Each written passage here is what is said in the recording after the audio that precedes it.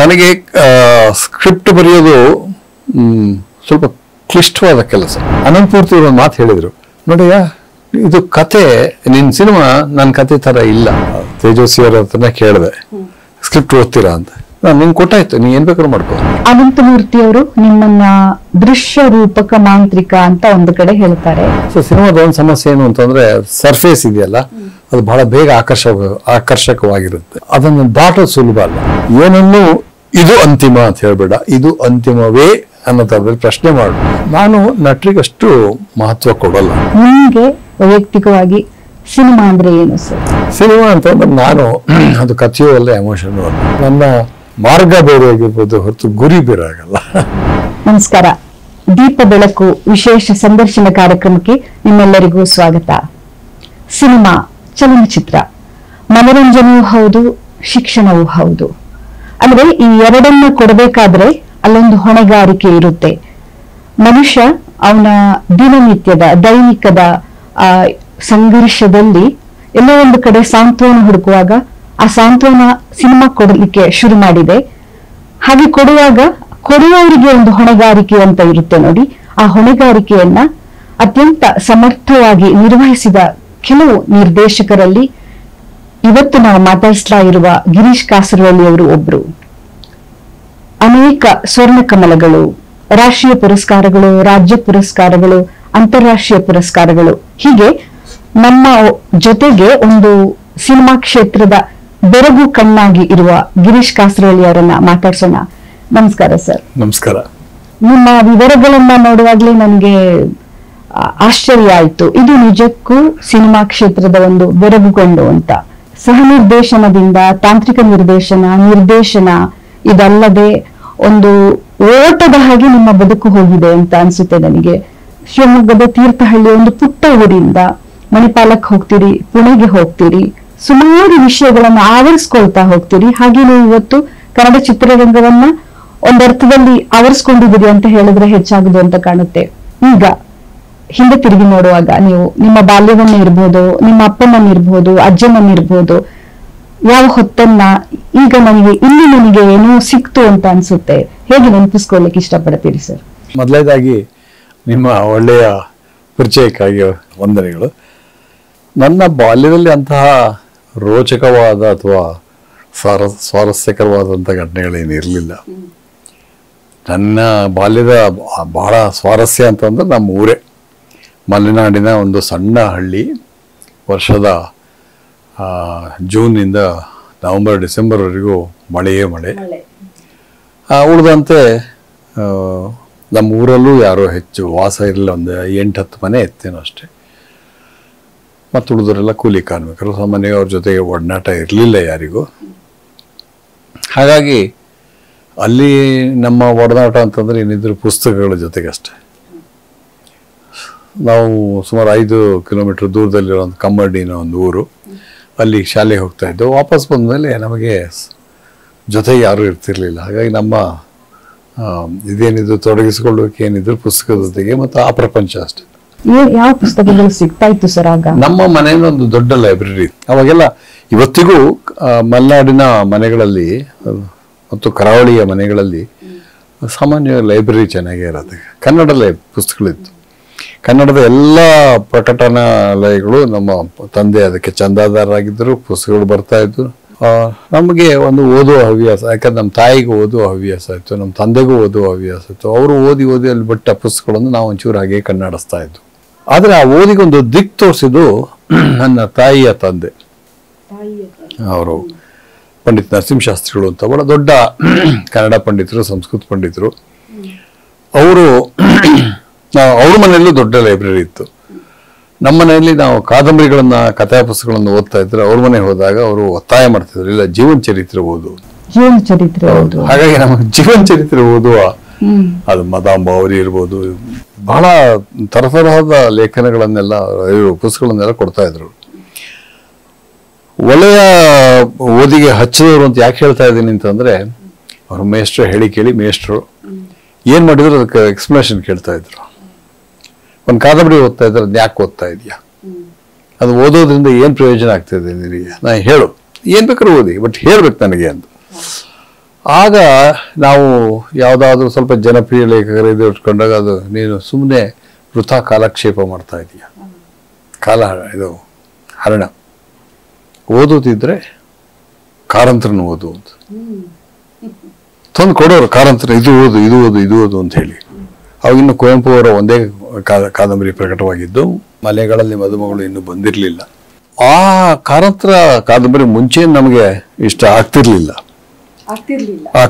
ಯಾಕಂದ್ರೆ ನಾವು ಓದ್ತಾ ಇದ್ದಂತ ಕಾದಂಬರಿಗಳಲ್ಲಿ ಸುಲಭವಾಗಿ ಕಣ್ಣೀರು ಇಳಿಸುವಂತಹ, ಮನ ಕನಕುವಂತಹ ಘಟನೆಗಳು ಬಹಳ ರೋಚಕವಾಗಿರ್ತಿತ್ತಲ್ಲ. ಇದು ಯಾಕೆ ಇದನ್ನ ಶ್ರೇಷ್ಠ ಅಂತ ಹೇಳ್ತಾರೆ ಅಂತ ಅದು ನನ್ನನ್ನು ತುಂಬಾ ಕಾಡ್ತಾ ಇತ್ತು. ಅವಾಗ ಅವರು ನಮಗೆ ಹೇಳ್ತಾ ಇದ್ರು ಯಾಕೆ ಕಾದಂಬರಿಯಿಂದ ಏನನ್ನು ನಿರೀಕ್ಷಿಸಬೇಕು ಅಂತ ಹೇಳಿ. ಅದು ಒಂದು ರೀತಿಯಲ್ಲಿ ನನಗೊಂದು ಪಾಠನೂ ಆಯ್ತು. ಯಾಕಂದ್ರೆ ಆ ನಂತರವೂ ಕೂಡ ನನಗೆ ಸಿನಿಮಾ ಮಾಡಿದಾಗ ಇದೇ ತರಹದ ಇದು ಪುನಃ ಇನ್ಸ್ಟಿಟ್ಯೂಟ್ನಲ್ಲಿ ಕೂಡ ಇದೇ ತರ ಒಂದು ಪ್ರವೇಶ ಸಿಕ್ತು. ಹಾಗಾಗಿ ಸಾಹಿತ್ಯದಿಂದ, ನಾಟಕದಿಂದ, ರಂಗಭೂಮಿಯಿಂದ, ಸಿನಿಮಾದಿಂದ ಏನನ್ನ ನಿರೀಕ್ಷಿಸಬೇಕು ಅನ್ನೋದಕ್ಕೆ ಬೇರೆ ಒಂದು ರೀತಿಯ ಹೊಳವು ಸಿಗ್ತಾ ಹೋಯ್ತು. ಒಂದು ಸಾಧ್ಯತೆಗಳನ್ನ ಕಂಡುಕೊಳ್ಳುವ ಒಂದು ಪ್ರಯತ್ನ ಮಾಡ್ತಾ ಹೋದೆ. ಆ ಕಾದಂಬರಿಗಳನ್ನ ಏನಾದ್ರೂ ಜ್ಞಾಪಕ ಮಾಡ್ಕೊಳ್ತೀರಾ? ಕಾರಂತರ ಕಾದಂಬರಿ ನನಗೆ ಫಸ್ಟ್ ಕೊಟ್ಟಿದ್ದೆ ಅವರು ಗೊಂಡಾರಣ್ಯ. ನನಗೆ ಅದು ಬೇರೆ ರಾಜಕೀಯ ಕಾದಂಬರಿ, ಯಾವ ರೀತಿಯಲ್ಲಿ ಇದು ಚೆನ್ನಾಗಿದೆ ಅಂತ ಗೊತ್ತಾಗಿರಲಿಲ್ಲ.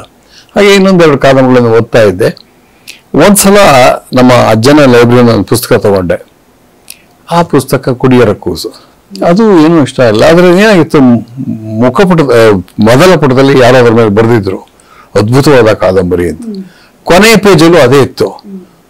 ಇದು ಏನಿದು ಎಲ್ಲರಿಗೂ ಅರ್ಥವಾಗಿದ್ದು ನನಗೆ ಯಾಕೆ ಅರ್ಥ ಆಗ್ತಾ ಇಲ್ಲ ಅಂತ. ಆಮೇಲೆ ನಮ್ಮ ಅಜ್ಜನ ಕೇಳಿದೆ ಯಾಕೆ ಇದು ಅಷ್ಟು ಹೊಗಳ್ತಾರೆ ಎಲ್ರು ಅಂತ. ಅವಾಗ ಅವರು ಈ ವಿಷಯಗಳಿಂದಲೇ ಹೇಳಿದ್ರು, ಕಥೆ ಅಲ್ಲ ಮುಖ್ಯ, ಕಥಾನಕ ಮುಖ್ಯ.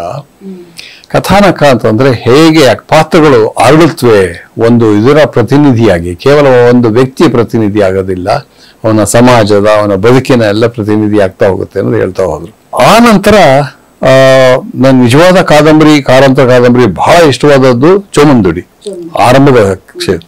ಆ ನಂತರ ಪ್ರವೇಶ ಬಂದ್ಮೇಲೆ ನನಗೆ ಮರಳು ಮಣ್ಣಿಗೆ ಗಟ್ಟಿತನ ಏನೊಂದು ಗೊತ್ತಾಯ್ತು, ಬೆಟ್ಟದ ಜೀವದ ಗಟ್ಟಿತನ ಏನೊಂದು ಗೊತ್ತಾಯ್ತು, ಅಳಿದ ಮೇಲೆ ಯಾಕೆ ಮುಖ್ಯ ಅನ್ನೋ ಗೊತ್ತಾಯ್ತು. ಹಾಗೆ ಬೆಳೀತಾ ಹೋಯ್ತು. ನನ್ನ ಪ್ರಶ್ನೆ ಇತ್ತು ಹೇಗೂ ಕಾರಂತರ ಮೇಲೆ. ನಾನು ಇಲ್ಲೇ ಅದನ್ನ, ಕಾರಂತರು ಪ್ರಪಂಚಕ್ಕೆ ಕಾಣುವ ರೀತಿಗಳು ನೂರಾರು ಇವೆ. ಅವರ ವ್ಯಕ್ತಿತ್ವ ಇರಬಹುದು, ಅವರ ಮಾತು, ಅವರ ಸಿಟ್ಟು ಜಗತ್ ಪ್ರಸಿದ್ಧ ಅಂತಲೇ ಹೇಳಬೇಕು. ನೀವು ಅವರನ್ನ ನೋಡಿದ್ರಿ ಅಂತ ಬರುತ್ತೆ ಒಂದು ಕಡೆ, ನಾನೆಲ್ಲೋ ಓದಿದಾಗ.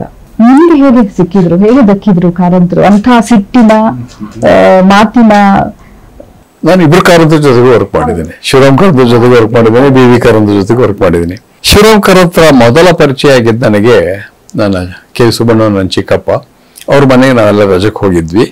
ಅವರು ಎಲ್ಲರೂ ಮಕ್ಕಳನ್ನೆಲ್ಲ ಇವತ್ತು ಗಲಾಟೆ ಮಾಡ್ಬಾರ್ದು, ಕಾರಂತರು ಬರ್ತಾರೆ ಅಂತ ಅವರ ಮನೆಯಲ್ಲೇ ಒಂದು ರೂಮಲ್ಲಿ ಉಳಿದ್ವಿ. ಸೊ ನಾವು ಎಲ್ಲ ಕುತೂಹಲದಿಂದ ಕಾರಂತರ ಬರೋದನ್ನು ಕಾಯ್ಕೊಂಡಿದ್ವು. ಕಾರಂತರು ಬಂದ್ರು. ಕಾರಂತರು ಬರ್ತಾ ಇದ್ದಾಗೆ ಸುತ್ತಮುತ್ತಲ ಎಲ್ಲ ಊರವರು ಬರಕ್ಷ ಮಾಡಿದ್ರು. ಬಂದು ಕಾರಂತರ ಹತ್ರ ಸುಮ್ಮನೆ ಕಾರಂತರ ಮಂಚದ ಮೇಲೆ ಕೂತಿದ್ರು, ಎಲ್ಲ ಕೆಳಗಡೆ ಕೂತ್ಕೊಳ್ಳೋದು. 2-3 ಕುರ್ಚಿ ಇತ್ತು, ಅದನ್ನ ಆಕ್ಯುಪೈ ಆದ್ಮೇಲೆ ಸುಮ್ಮನೆ ಏನೇನೋ ವಿಷಯಗಳ ಬಗ್ಗೆ ಮಾತಾಡ್ತಾ ಹೋಗೋದು. ಆಗ ನನಗೆ ಕಾರಂತರ ಕಾದಂಬರಿಗಳು ಗೊತ್ತಿಲ್ಲ, ಕಾರಂತರ ವ್ಯಕ್ತಿತ್ವ ಪರಿಚಯ ಆಯ್ತು. ಅಂದ್ರೆ ಈ ವ್ಯಕ್ತಿ ಎಲ್ಲದ್ರ ಬಗ್ಗೆನೂ ಮಾತಾಡುವಂತ, ಅಧಿಕೃತವಾಗಿ ಮಾತಾಡುವಂತ ಜ್ಞಾನ ಇದೆಯಲ್ಲ ಅಂತ ಹೇಳಿದ್ದು. ಅದು ಬೇಸಾಯದ ಬಗ್ಗೆ ಆಗಿರ್ಬೋದು, ಅಥವಾ ನಮ್ಮ ಊರಲ್ಲೊಬ್ಬರಿಗೆ, ಸುಬ್ಬಣ್ಣವ್ರ ಊರಲ್ಲೊಬ್ಬರಿಗೆ ವಿಶೇಷವಾದ ಆಸಕ್ತಿ ಇತ್ತು ಯಂತ್ರಗಳ ಬಗ್ಗೆ, ಅವ್ರ ಬಗ್ಗೆ, ಟ್ರ್ಯಾಕ್ಟರ್ ಹೇಗೆ ಮಾಡ್ತಾರೆ, ವಾಟರ್ ಪಂಪ್ ಹೇಗೆ ಮಾಡ್ತಾರೆ, ಕಾರ್ ಹೇಗೆ, ಅದ್ರ ಬಗ್ಗೆ ಚರ್ಚೆ. ಆ ನಂತರ ನಾಟಕ ಆಗ್ಬೋದು, ಸಿನಿಮಾ ಆಗ್ಬೋದು, ಸಾಹಿತ್ಯ ಅಂತೂ ಇದ್ದೇ, ಯಕ್ಷಗಾನ ಅಂತೂ ಇದ್ದೇ ಇದೆ. ಆಗ ನನಗೆ ಎಷ್ಟೆಲ್ಲ ವಿಷಯಗಳನ್ನು ತಿಳ್ಕೊಂಡಿದ್ದಾರೆ ವ್ಯಕ್ತಿ ಅಂತ, ಒಂದು ವ್ಯಕ್ತಿಯ ಇದನ್ನ ತರ್ಕೊಳ್ಳೋದಿದೆಯಲ್ಲ, ಅದು ನನಗೆ ಅನುಭವ ಆಗಿದ್ದು. ಅದನ್ನ ಆಮೇಲೆ ನಿಜವಾದ ಅನುಭವ ಆಗಿದ್ದು ಅವ್ರ ಜೊತೆ ನಾನು ಕೆಲಸ ಮಾಡಕ್ಕೆ ಶುರು ಮಾಡಿದಾಗ. ಅಲ್ಲ, ಚೋಮಂದುಡಿ ವಿ.ವಿ. ಕಾರಂತರು. ಚೋಮಂದುಡಿ ಮಾಡುವಾಗ ಬಿ.ವಿ. ಕಾರಂತರಿಗೂ ಶಿವರಾಮ್ ಕಾರಂತರಿಗೂ ಸಣ್ಣ ಭಿನ್ನಾಭಿಪ್ರಾಯ ಬಂತು. ಯಾವ ಕಾರಣಕ್ಕಾಗಿ ಸರ್? ಅದು ಬಹಳ ಸಣ್ಣ ಕ್ಷುಲ್ಲಕವಾದ ಕಾರಣ. ಬಿ.ವಿ. ಕಾರಂತರ ಸರಿ ಇದ್ರು, ಶಿವರಾಮ್ ಕಾರಂತರಿಗೆ ಚೋಮನ ಪಾತ್ರಕ್ಕೆ ಒಬ್ಬರನ್ನ ಆಯ್ಕೆ ಮಾಡ್ಕೋಬೇಕು ಅಂತ, ಅವರು ತಿಳ್ಕೊಂಡಂತ ಒಬ್ರು ಮಂಗಳೂರಿನ ನಟನನ್ನ ಆಯ್ಕೆ ಮಾಡ್ಕೋಬೇಕು ಅಂತ. ಶಿವರಾಮ್ ಕಾರಂತರಿಗೆ ಅದು ಇಷ್ಟ ಆಗಿಲ್ಲ. ಅವ್ರು ವಾಸುದೇವರನ್ನ ಆಯ್ಕೆ ಮಾಡ್ಕೊಂಡ್ರು. ಅವ್ರಿಗೆ ಅದು ಇಷ್ಟ ಆಗಿಲ್ಲ. ಅವರು ಮುಹೂರ್ತದ ದಿನನೇ ಸ್ವಲ್ಪ ಸಿಟ್ ಮಾಡ್ಕೊಂಡು ಹೊರಟೋದ್ರು.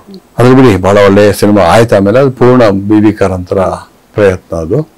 ಆ ಕಾರಣಕ್ಕಾದವರು ಕೊನೆಗೂ ಆ ಸಿನಿಮಾದ ಬಗ್ಗೆ ಒಳ್ಳೆಯ ಹೇಳಿಲ್ಲ, ಇಲ್ಲ ಸರಿ ಇಲ್ಲ ಸಿನಿಮಾ, ನಾನು ಬೇರೆ ಮಾಡಿ ತೋರಿಸ್ತೀನಿ ಅಂತ ಕುಡಿಯರ ಕೂಸುವನ್ನ ಮಾಡಿದ್ದು. ಅದ ಮಲೆಯ ಮಕ್ಕಳು ಅಂತ ಒಂದು ಮಾಡಿದ್ರು. ಬಹಳ ಚೆನ್ನಾಗಿ ಸ್ಕ್ರಿಪ್ಟ್ ಬರೆದಿದ್ರು. ನನಗೆ ಸ್ಕ್ರಿಪ್ಟ್ ಬರೆಯೋದು ಸ್ವಲ್ಪ ಕ್ಲಿಷ್ಟವಾದ ಕೆಲಸ. ನಾನು ತುಂಬಾ ಜನ ಸಾಹಿತಿಗಳು ಬರೆದದ್ದು ನೋಡಿದೆ, ತುಂಬಾ ಜನ ಬೇರೆಯವರು ಬರೆದಿದ್ದಾರೆ, ಕಥೆಯ ತರ ಬರ್ಕೊಂಡು ಹೋಗ್ತಾರೆ. ಅಲ್ಲ, ವಿಜುವಲೈಸ್ ಮಾಡ್ಕೊಂಡು ಸ್ಕ್ರಿಪ್ಟ್ ಬರೀಬೇಕು. ಇದನ್ನ ಹೇಳಿ, ನಿಮ್ಮ ಮಾತಿನಲ್ಲಿ ನೀವು ಹೇಳಿ, ಒಂದು ಕತೆ ಚಿತ್ರಕಥೆ ಆಗುವ ಒಂದು ಇದು ಪ್ರಕ್ರಿಯೆ ಇದೆ ಅಲ್ವಾ, ಅದು ಹೇಗೆ? ಸಾಹಿತ್ಯದಲ್ಲಿ ಏನಾಗುತ್ತೆ ಅಂತಂದ್ರೆ, ನಾನು ಯಾವ ಅನುಭವವನ್ನ ಪ್ರೇಕ್ಷಕನೊಂದಿಗೆ ಹಂಚ್ಕೋಬೇಕು ಅಂತ, ಓದುಗನೊಂದಿಗೆ ಹಂಚ್ಕೋಬೇಕು ಅಂತನೋ ಅದನ್ನ ಸಾಕಷ್ಟು ಶಬ್ದಗಳ ಮೂಲಕ ವಿವರಿಸಿ ಅದನ್ನ ದಟ್ಟೈಸೋದಕ್ಕೆ ನೋಡ್ತಾ ಹೋಗ್ತೀವಿ. ಹಾಗಾಗಿ ಚೋಮಂದುಡಿಯ ಮೊದಲ ಸಾಲೆ, ಕತ್ತಲೆಂದರೆ ಕತ್ತಲು, ಕಣ್ಣಿಗೆ ಕಣ್ಣು ತಾಗಿಸಿದರೂ ಕಾಣದಷ್ಟು ಕತ್ತಲು, ಅದು ಎಷ್ಟು ಚೆನ್ನಾಗಿದೆ ಅಂದ್ರೆ ತಕ್ಷಣ ಕತ್ತಲಿನ ನೆನಪಾಗತ್ತೆ. ಬಟ್ ಆ ಥರದ ವಾಕ್ಯ ರಚನೆಗಳು ಸ್ಕ್ರಿಪ್ಟ್ ಅಲ್ಲಿ ಉಪಯೋಗನೇ ಇಲ್ಲ. ಅವನು ಸಿಟ್ಟು ಬಂತು ಅಂತಂದ್ರೆ ಸಿಟ್ಟು ಹೇಗೆ ಬಂತು, ಹೇಗೆ ಮ್ಯಾನಿಫೆಸ್ಟ್ ಆಗುತ್ತೆ, ಅದನ್ನು ಬರೀಬೇಕು ನಾವು. ಸೊ ವ್ಯತ್ಯಾಸ ಇರೋದಿಲ್ಲಿ. ಬರೀ ಶಬ್ದಗಳ ಮೂಲಕನೇ ನೀವು ಕಟ್ಟೋದಲ್ಲ, ಆ ಶಬ್ದ ದೃಶ್ಯವಾಗಿ ಬದಲಾದಾಗ ಅದು ಯಾವ ರೀತಿ ಬರುತ್ತೆ ಅನ್ನೋದನ್ನ ಕಲ್ಪಿಸ್ಕೊಂಡು ನಾವು ಬರ್ತಾ ಹೋಗಬೇಕಾಗತ್ತೆ. ಹಾಗಾಗಿ ಸ್ಕ್ರಿಪ್ಟ್ ಓದೋದು ಬಹಳ ಕಷ್ಟದ ಕೆಲಸ, ನೀವು ಅರ್ಥವೇ ಆಗಲ್ಲ. ಯಾಕಂದ್ರೆ ಬಹಳ ಈ ಮಂಡೇನ್ ಅಂತೀವಿಲ್ಲ, ಕ್ಷುಲ್ಲಕವಾದ ವಿವರಗಳಲ್ಲೇ ಅಲ್ಲಿರುತ್ತೆ. ಅಲ್ಲ, ಈ ತರ ಒಂದು ನಾಯಿ ಬಂತು ಅಂತಂದ್ರೆ ನಾವು ಒಂದು ಬಿಳಿ ನಾಯಿ ಬಂತು ಅಂತೆಲ್ಲ ಬರೀತೀವಿ. ನಾಯಿ ಬಂದ, ಬಿಳಿ ನಾಯಿಯ ಕಪ್ಪು ನಾಯಿ ಅಲ್ಲಿ ಬರ್ಬೇಕು. ಅವನು ಬಂದ ಅಂತಂದ್ರೆ ಅವನ ಮೀಸೆ ಆಗಿತ್ತು, ಅವನ ಶರ್ಟಿನ ಕಾಲರ್ ಆಗಿತ್ತು, ಅವನು ಚಪ್ಪಲಿ ಯಾವ ತರದ್ ಹಾಕೊಂಡು ಅದು ಎಲ್ಲ ಬರೀತಾ ಹೋಗ್ತೀವಿ. ಅದು ಯಾವ ಅವ್ರಿಗೆ ಬಹಳ ಮುಖ್ಯವಾಗಲ್ಲ.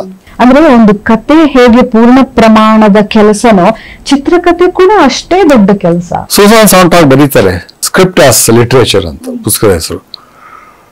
ನಮ್ಮಲ್ಲಿ ಸ್ಕ್ರಿಪ್ಟ್ ಅಂತಂದ್ರೆ ಕಾದಂಬರಿಯ ಕೆಲವು ಇದನ್ನ ವಾಕ್ಯಗಳನ್ನ ಎತ್ತಿಚ್ಚಿ ಹಾಕೊಂಡ್ಬಿಟ್ರೆ ಸ್ಕ್ರಿಪ್ಟ್ ಆಯ್ತು ಅಂತ ತಿಳ್ಕೊತ, ಅದು ಆಗೋದೇ ಇಲ್ಲ.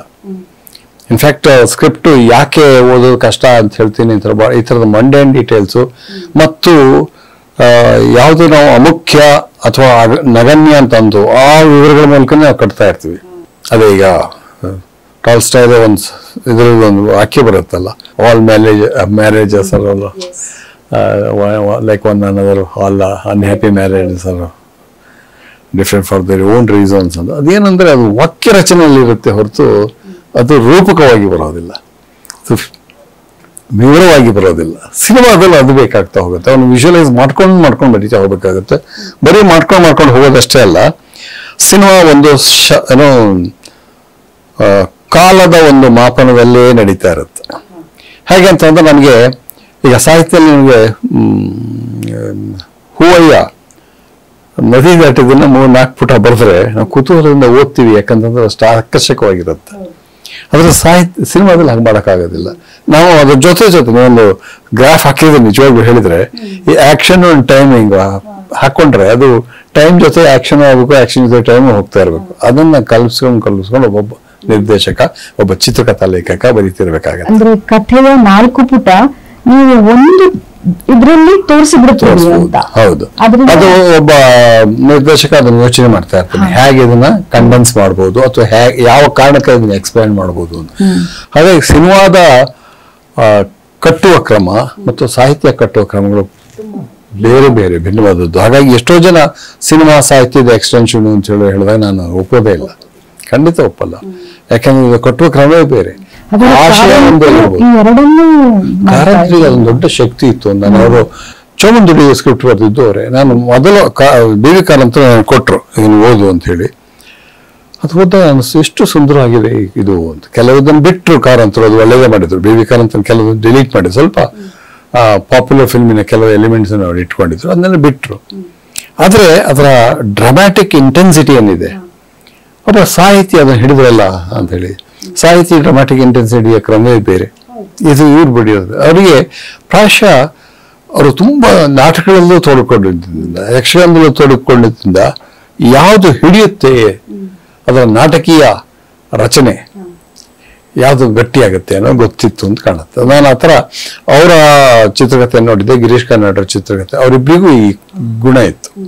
ಮತ್ತು ತುಂಬ ಜನ ಸಾಹಿತಿಗಳು ಬರೆದಾಗ ಅದು ಕಾಣಿಸ್ಲಿಲ್ಲ. ಮಲೈ ಮಕ್ಕಳ ಬಗ್ಗೆ ಮಾತಾಡ್ತಾರೆ. ಮಲೈ ಮಕ್ಕಳು ಇದು ಬಹಳ ಚೆನ್ನಾಗಿತ್ತು. ನಾನು ಆ ಕಾದಂಬರಿ ಓದಿದಾಗಲೂ ಅದೇ ತರಹ ಅವನ ಹೆಸರು ಬರ್ತೈತೆ, ಅವನು ಇದನ್ನ ಬಿಡ್ತಾನೆ, ಆ ಮಲೆಯನ್ನ ಬಿಟ್ಟು ಬೇರೆ ಕಡೆ ಹೋಗ್ತಾನಲ್ಲ, ಅಲ್ಲಿ ಎಂಡ್ ಅದು ಚೆನ್ನಾಗಿರುತ್ತೆ. ಕಾರಣ ಅದೇ ಥರದಲ್ಲಿ ಎಂಡ್ ಮಾಡಿದ ಡ್ರಾಮ್ಯಾಟಿಕ್ ಕ್ವಾಲಿಟಿ ಮುಂದಿಲ್ಲ, ಅದು ಇದು ಚೆನ್ನಾಗಿದೆ ಆ ಥರದಲ್ಲಿ ಅವರಿಗೆ ಬಹಳ ಇದಿತ್ತು. ಆದರೆ ಅವರಿಗೆ ಸಿನಿಮಾ ಮಾಡುವ ತಂತ್ರಗಾರಿಕೆ ಬಗ್ಗೆ ಅವರಿಗೆ ಅಷ್ಟು ಅವರು ಸಿನಿಮಾ ಮಾಡಿದ್ರು 18 ಮುಖ್ಯ ಚಿತ್ರಗಳ ಕಾಲದಲ್ಲೇ ಸಿನಿಮಾ ಮಾಡಿದ್ರಾಗ್ಲಿ ಅವ್ರಿಗೆ ಅಂಥ ಒಳ್ಳೆಯ ಪ್ರಭುತ್ವ ಇತ್ತು, ಇದು ಹಿಡ್ತಾ ಇತ್ತು ಅಂತ ನನಗೆ ಅನ್ಸಿರ್ಲಿಲ್ಲ. ಕಾರಂತರಿಗೆ ಇತ್ತು, ಬಿ ವಿ ಕಾರಂತರಿಗೆ ಇತ್ತು. ಮತ್ತೆ ಗಿರೀಶ್ ಕಾಸರವಳ್ಳಿ ಅಂದ್ರೆ ಘಟಶ್ರಾದ್ದ ಅನ್ನುವ ಒಂದು ಬಹಳ ದೊಡ್ಡ ಸ್ಟೆಪ್ ನಿಮ್ಮ ಜೀವನದಲ್ಲಿ, ಕನ್ನಡ ಚಿತ್ರರಂಗದಲ್ಲಿ ಕೂಡ. ಘಟಶ್ರಾದ್ದಕ್ಕೆ ಒಂದು ಅದರದ್ದೇ ಆದ ಒಂದು ವೈಬ್ರೇಷನ್ ಇದೆ ಅಂತ ಹೇಳಬೇಕು. ಯಾಕಂದ್ರೆ ತುಂಬಾ ನೆಗೆಟಿವ್ ಆದ ಶಬ್ದ ಕೂಡ ಅದು ಯಾವುದೋ ಒಂದು ಇದರಲ್ಲಿ. ಅದನ್ನು ತಕೊಂಡು ಅನಂತಮೂರ್ತಿಯವರ ಕಾದಂಬರಿಯನ್ನ ನೀವು ತಕೊಂಡು ಮಾಡೋದು, ಇದು ತಯಾರಾದ ರೀತಿ ಮಾತ್ರ ಅಲ್ಲ, ನೀವಲ್ಲೊಂದು ಒಂದು ಹೆಜ್ಜೆ ಮುಂದೆ ಹೋಗ್ತೀರಿ. ಅದನ್ನ ಅನಂತಮೂರ್ತಿಯವರು ಅದನ್ನ ಹೇಳ್ತಾರೆ ಕೂಡ. ಅದನ್ನ ಹೇಗೆ ನೀವು ನಿರೂಪಣೆ ಮಾಡ್ತೀರಿ ಸರ್? ಆ ಯಮನಕ್ಕನ ತಲೆ ಬೋಳಿಸುವ ವಿಷಯದಲ್ಲಿ ಒಂದು ಫಸ್ಟ್ ನಮ್ಗೆ ನೀವು ಘಟಶ್ರಾದ್ದ ಅಂತ ಹೇಳೋದನ್ನ ಒಂದು ಸ್ವಲ್ಪ ನಮ್ಮ ವೀಕ್ಷಕರಿಗೆ ಹೇಳಿ, ಯಾಕಂದ್ರೆ ಈಗ ಅಂತ ಶಬ್ದಗಳನ್ನ ಕೇಳಲಿಕ್ಕೆ ಕೂಡ ಇಲ್ಲ. ಆದ್ರಿಂದ ಘಟಶ್ರಾದ್ದ ಮೂಲತಃ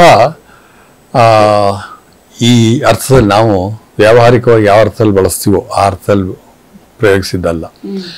ಯಾರಿಗೆ ಮಕ್ಕಳಿಲ್ವೋ ಅಂಥವರಿಗೆ ಗಂಡು ಮಕ್ಕಳು, ಹೆಣ್ಮಕ್ಳಲ್ಲ ಗಂಡು ಮಕ್ಕಳು ಇರಬೇಕು ಅಂತ ಶ್ರಾದ್ದ ಮಾಡ್ಬೇಕಾದ್ರೆ ಗಂಡು ಮಕ್ಕಳು ಬೇಕು ಅಂತಿತ್ತು.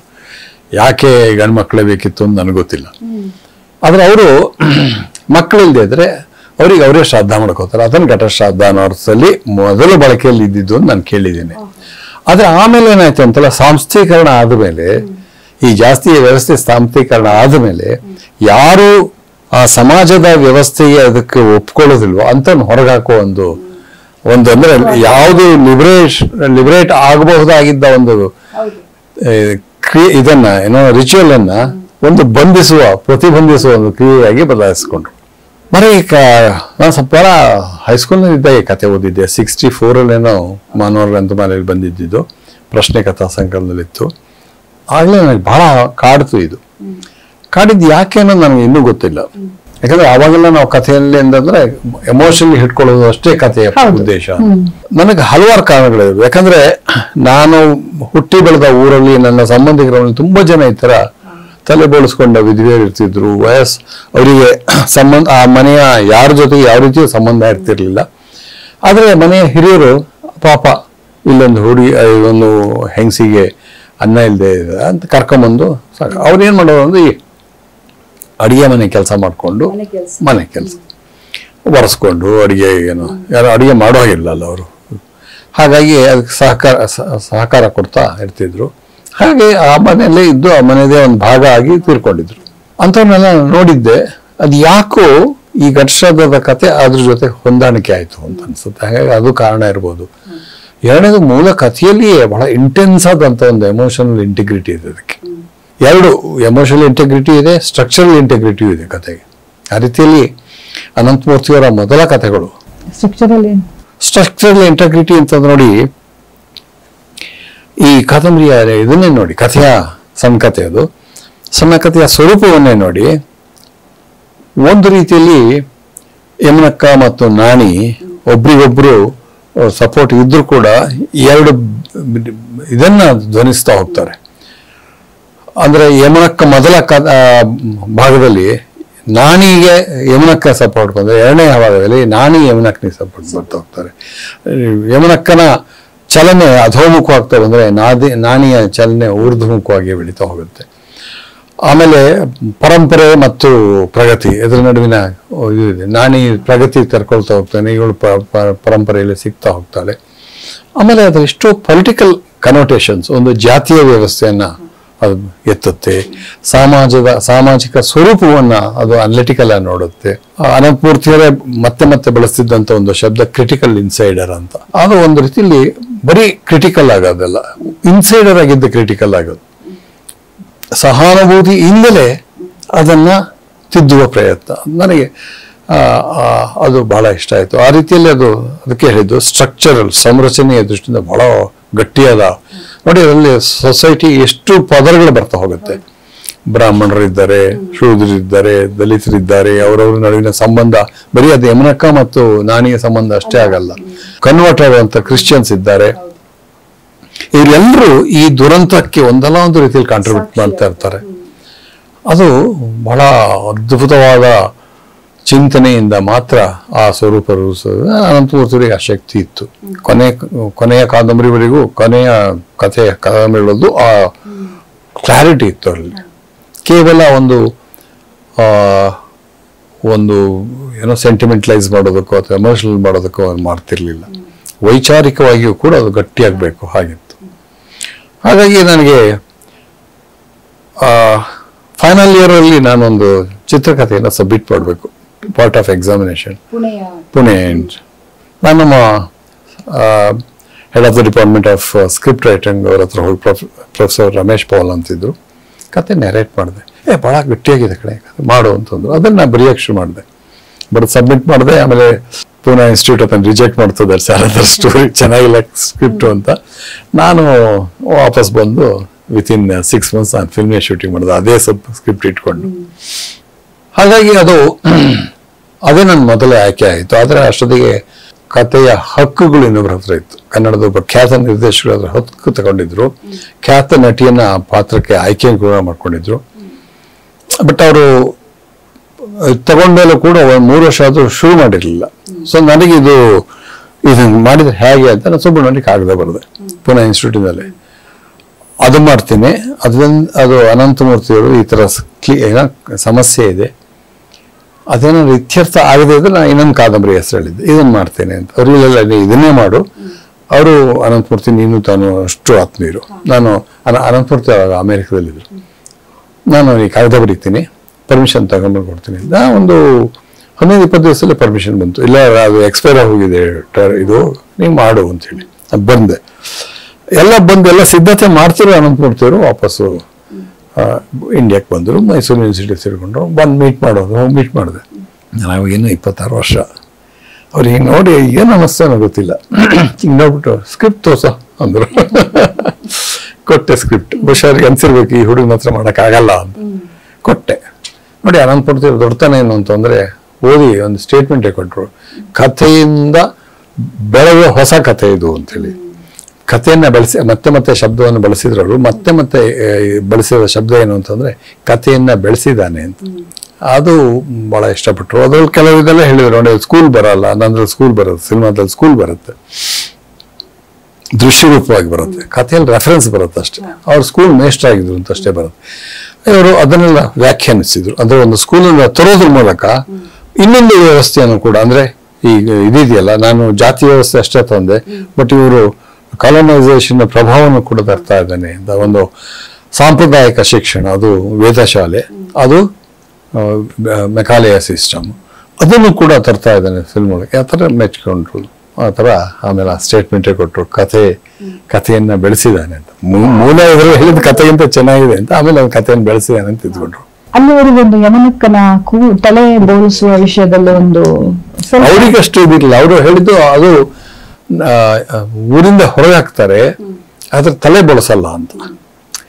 ಅವರ ದೃಷ್ಟಿಯಲ್ಲಿ ಊರಿಂದ ಹೊರಗೆ ಅವ್ರಿಗೆ ಒಂಥರ ಫ್ರೀ ಆಗ್ತಾರೆ, ಅವ್ರು ಎಲ್ಲಿ ಬೇಕಾದ್ರೂ ಮಾಡ್ಬೋದು ಅಂತ.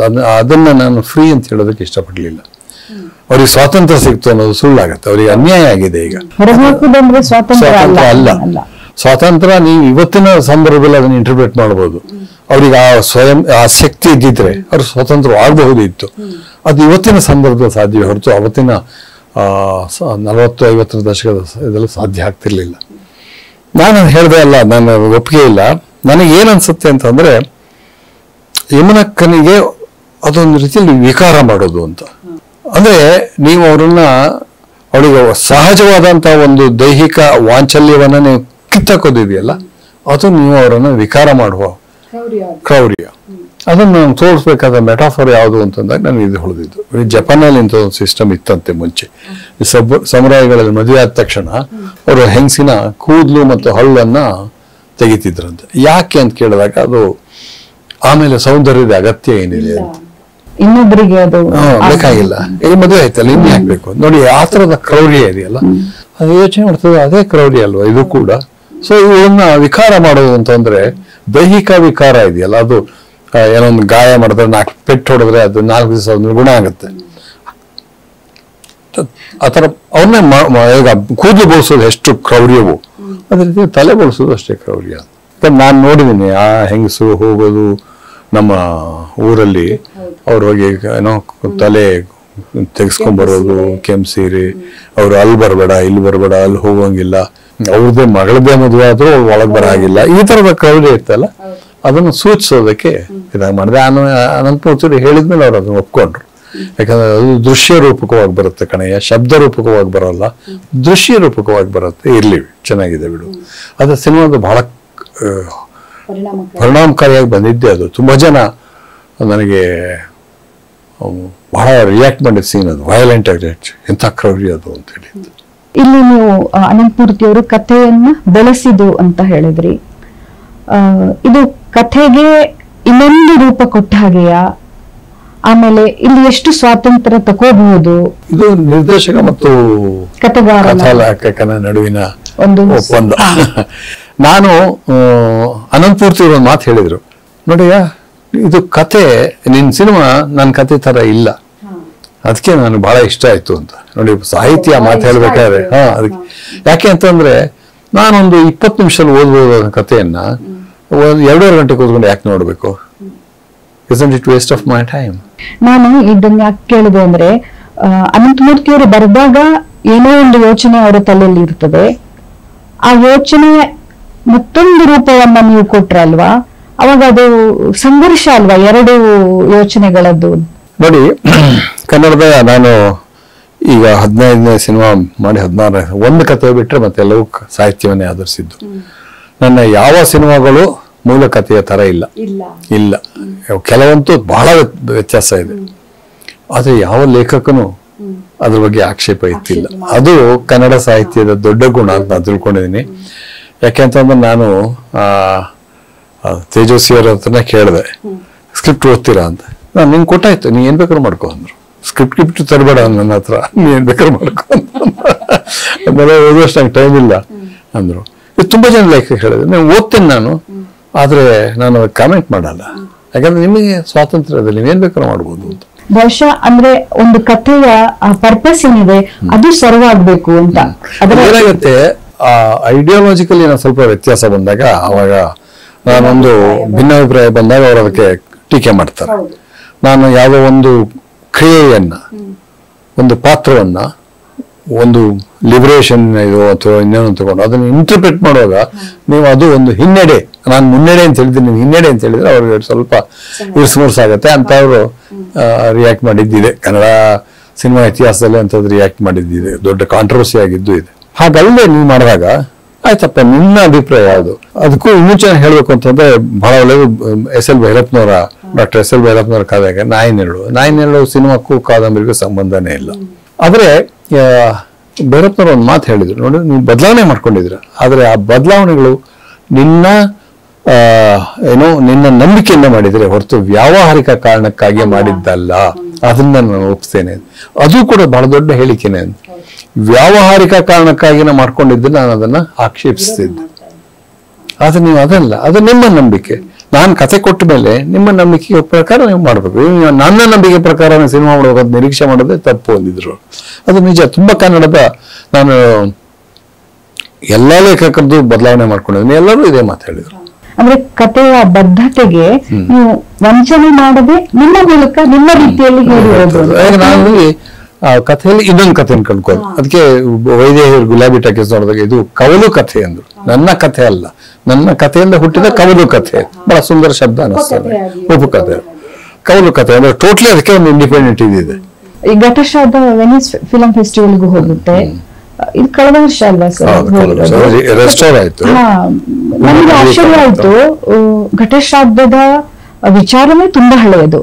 ಈಗ ನಮ್ಮ ದೇಶದಲ್ಲೇ ನಮ್ಮ ಈಗಿನ ಯುವ ಜನಾಂಗಕ್ಕೆ ಇದರ ಅರ್ಥ ಕೂಡ ಆಗ್ಲಿಕ್ಕಿಲ್ಲ.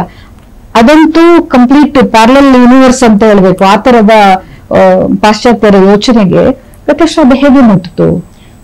ನಮ್ಮಲ್ಲಿ ಏನಾಗುತ್ತೆ ಅಂತಂದ್ರೆ, ನಮ್ಮ ನೋಡುವ ಕ್ರಮದಲ್ಲಿ ಕಥೆಯನ್ನ ನಾವು ನೋಡ್ಕೊಂಡು ಈ ಕಥೆ ಇವತ್ತು ನಡೆಯಲ್ಲ ಅಂತೀವಿ. ಅದ್ರ ಕಥೆನ ಹೇಳೋದಿಲ್ಲ ಸಿನಿಮಾ ಹೇಳೋದು ಕಥೆ ಒಂದು ಸಾಧನ ಅಷ್ಟೇ. ಅದರ ಮೂಲಕ ಒಂದು ಸಂವಾದ ಹುಟ್ಟಾಗ್ತಾ ಇರುತ್ತೆ. ಹೆಣ್ಣಿನ ಶೋಷಣೆ ನಿಂತಿದೆಯಾ? ಇಲ್ಲ.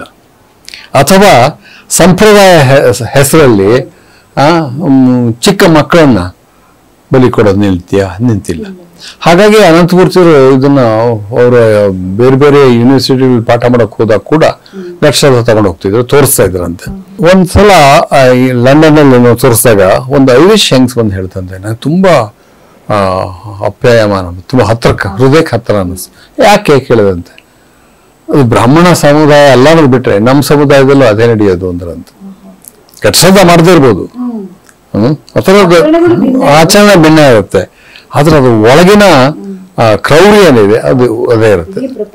ಹಾಗಾಗಿ ಅದು ಆ ರೀತಿ ಇಲ್ಲದ್ರೆ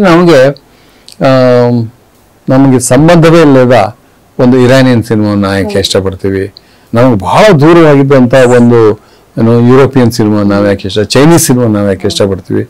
ಹಾಗಾಗಿ ನಾವು ಕಥೆಯ ವಿವರಗಳನ್ನು ಹೋಗೋದಿಲ್ಲ, ಮನುಷ್ಯನ ಭಾವನೆಗಳ ಮೇಲೆ ಆಗ್ತಿರುವಂತ ಆಕ್ರಮಣವನ್ನ ಅಥವಾ ಇದನ್ನ ನಾವು ಪುನಶ್ಚೇತನವನ್ನ ಗಮನಿಸ್ತಾ ಹೋಗ್ತೀವಿ.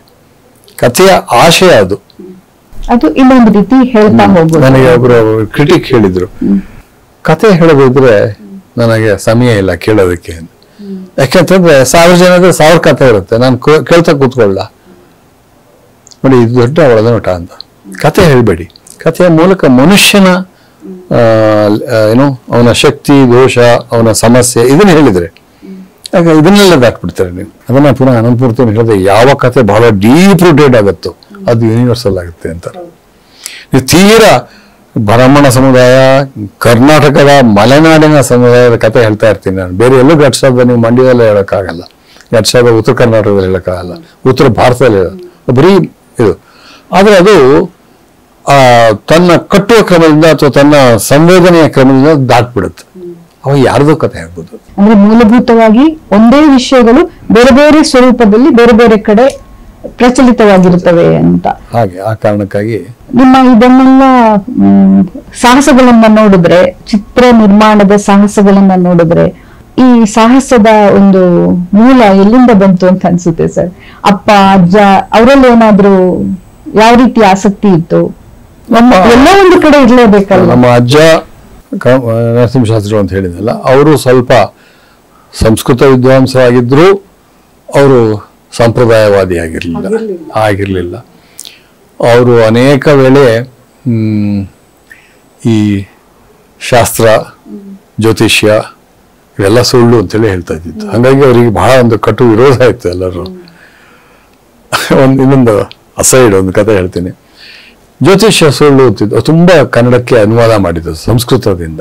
ಕಾಳಿದಾಸನನ್ನ ಅನುವಾದ ಮಾಡಿದ್ರು, ಎಲ್ಲ ಪಂಚತಂತ್ರ ಕಥೆಗಳನ್ನು ಅನುವಾದ ಮಾಡಿದ್ರು, ಸೋಹರಾಬ್ ರುಸ್ತುಮ್ ಅನುವಾದ ಮಾಡಿದ್ರು. ಅವರ ಫೇವರೇಟ್ ರೈಟರ್ ಕಾಳಿದಾಸನ್. ಹಾಗಾಗಿ ಕಾಳಿದಾಸನ ಬಗ್ಗೆ ಯಾವಾಗಲೂ ಮಾತಾಡೋರು. ಅಂಥವ್ರು ಒಂದ್ಸಲ ಜ್ಯೋತಿಷ್ಯ ರತ್ನಾಕರ ಅಂತ ಪುಸ್ತಕ ಮಾಡ್ಬಿಟ್ರು. ನಾನು ಕೇಳಿದೆ, ಜ್ಯೋತಿಷ್ಯ ಸುಳ್ಳು ಅಂತಿರಲ್ಲ, ನೀವ್ಯಾಕೆ ಜ್ಯೋತಿಷ್ಯ ರತ್ನಾಕರ ಮಾಡಕ್ಕೆ ಹೋದ್ರಿ ಅಜಯ್? ಯಾಕೆ ಹೇಳ್ದೆ, ನೋಡು ಅವ್ರು ಗಿರಿ ನೋಡ್ಗಿರಿ, ಒಂದ್ ಕಾಲ ಬರುತ್ತೆ ನಿಮ್ಗೆ ಯಾರಿಗೂ ಸಂಸ್ಕೃತ ಬರಲ್ಲ. ಆಗ ಯಾವನೊಬ್ಬ ನಾವು ಚೂರ್ಪಾರ ಓದ್ಕೊಂಡು ಸಂಸ್ಕೃತದಲ್ಲಿ ಹಂಗಿತ್ತು ಅದ್ರಲ್ಲಿ ಹಿಂಗಿತ್ತು ಅಂತನಲ್ಲ, ನಿಮ್ಗೆ ಗೊತ್ತಿರಲ್ಲ, ಇರ್ಬೋದೇನೋ ಅನ್ಕೋತೀರ, ಅದಕ್ಕೆ ನಾನು ಕನ್ನಡದಲ್ಲಿ ಮಾಡ್ತೇನೆ, ನೀವೇ ಓದ್ಕೊಂಡು ತಿಳ್ಕೊಳ್ಳಿ. ಈಗ ನಾನು ಹೇಳಬಹುದು ಜ್ಯೋತಿಷ್ಯ ಸುಳ್ಳು ಅಂತ, ಅದು ಸಂಸ್ಕೃತದಲ್ಲಿ ಇದೆ ಅಂದ್ಬಿಟ್ರೆ ನೀವು ಇರ್ಬೋದೇನೋ ಅಂತೀರ. ಇನ್ನು ನಿಮ್ಮ ಹತ್ರ ಕನ್ನಡದಲ್ಲಿ ಇದೆ, ಅವ್ರು ಓದ್ಕೊಳ್ಳಿ. ಈಗ ಸುಳ್ಳು ಅನ್ಸಿದ್ರ ಮುಗಿತಲ್ಲ. ಅದಕ್ಕೆ ಆ ಕಾರಣ ಅಷ್ಟು ಪ್ರಾಗ್ಮ್ಯಾಟಿಕ್ ಆಗಿದ್ದು ಮತ್ತು ಪ್ರಾಕ್ಟಿಕಲ್ ಆಗಿ ಯೋಚನೆ ಮಾಡ್ತಿದ್ರು. ನಮ್ಮ ತಂದೆನೂ ಹಾಗೆ ಇದ್ರು. ಅವರು ಇದಾದ್ರೂ ಕೂಡ ಅವರು ದೇವರು ಅಂದ್ರೆ ನಮ್ಮ ಮನೆ ದೇವ್ರನ್ನ ಬಹಳ ಗೌರವದಿಂದ ಮಾಡ್ತಿದ್ರು. ಉಳಿದಕ್ಕೆಲ್ಲ ಹೋಗ್ತಿರ್ಲಿಲ್ಲ ಅಷ್ಟು. ಜಾತಿಯನ್ನು ಇಲ್ಲ, ಸ್ವಲ್ಪ ಗಾಂಧಿಯನ್ನು, ಇಬ್ರು ನಮ್ಮ ಅಜ್ಜನ ಗಾಂಧಿಯನ್ನು ಅಪ್ಪನ ಗಾಂಧಿಯನ್ನು. ಸೊ ಹಾಗಾಗಿ ಆ ಗಾಂಧಿಯನ್ನ ಐಡಿಯಲ್ಸ್ ಅನ್ನು ಅವ್ರು ಇಟ್ಕೊಂಡು ಮತ್ತೆ ನನ್ನ ಚಿಕ್ಕಪ್ಪ ಕೆ ವಿ ಸುಬ್ಬಣ್ಣವರು, ಅವರಂತೂ ಗೊತ್ತೇ ಇದೆ. ಅದೊಂದು ನಿಮ್ಗೆ ಬೂಸ್ಟ್ ಆಯ್ತು ಅಂತ ಅನ್ಸುತ್ತೆ. ಅಂದ್ರೆ ಪೂರ್ಣ ಇನ್ಸ್ಟಿಟ್ಯೂಟ್ ಸೇರೋದಕ್ಕೆ ಅವರೇ ಕಾರಣ ಆಗುತ್ತೆ. ಅಂದ್ರೆ ಅವ್ರು ನೀ ಸೇರ್ಕೊ ಅಂತ ಹೇಳಲಿಲ್ಲ, ಬಟ್ ಅವ್ರು ಹೋಗಿ ಪೂರ್ಣ ಇನ್ಸ್ಟಿಟ್ಯೂಟ್ ಅಲ್ಲಿ ಒಂದು ಕೋರ್ಸ್ ಮಾಡಿ ಬಂದರು. ನಾನು ಅವಾಗ ಇನ್ನೂ ಫಾರ್ಮಸಿ ಸ್ಟೂಡೆಂಟು. ಬೇಸಿಗೆ ರಜಕ್ಕೆ ಹೋದ ಕೇಳಿದೆ, ಇದ್ಯಾಕೆ ಚಿಕ್ಕಪ್ಪ ನೀವು ಎಲ್ಲ ಬಿಟ್ಟು ಪೂರ್ಣ ಇದು ಫಿಲ್ಮ್ ಓದಕ್ಕೆ ಹೋದ್ರಿ? ಯಾಕಂದ್ರೆ ದೊಡ್ಡ ಸಾಹಿತಿ ಅಂತಾಗಿದ್ರು, ಒಳ್ಳೆಯ ಬುದ್ಧಿಜೀವಿ ಅಂತಾಗಿದ್ರು, ಬಟ್ ಏನೋ ಏನಂತಾರೆ ಪಬ್ಲಿಕ್ ಇಂಟೆಲೆಕ್ಚುಯಲ್ ಅಂತಾಗಿದ್ರು. ಅವರು ಹೇಳಿದ್ರು, ಇಲ್ಲ ಸಿನಿಮಾ ಬಹಳ ದೊಡ್ಡ ಸಶಕ್ತ ಮಾಧ್ಯಮ ಅಂತ ಅವ್ರ ಪುಸ್ತಕ ಓದೋಕೆ ಕೊಟ್ಟರು. ಅದನ್ನು ಒಂಥರ ಇನ್ಸಿಯೇಷನ್, ಯಾಕಂದ್ರೆ ಅವ್ರು ಕೊಟ್ಟ ಪುಸ್ತಕ ಓದ್ದೆ.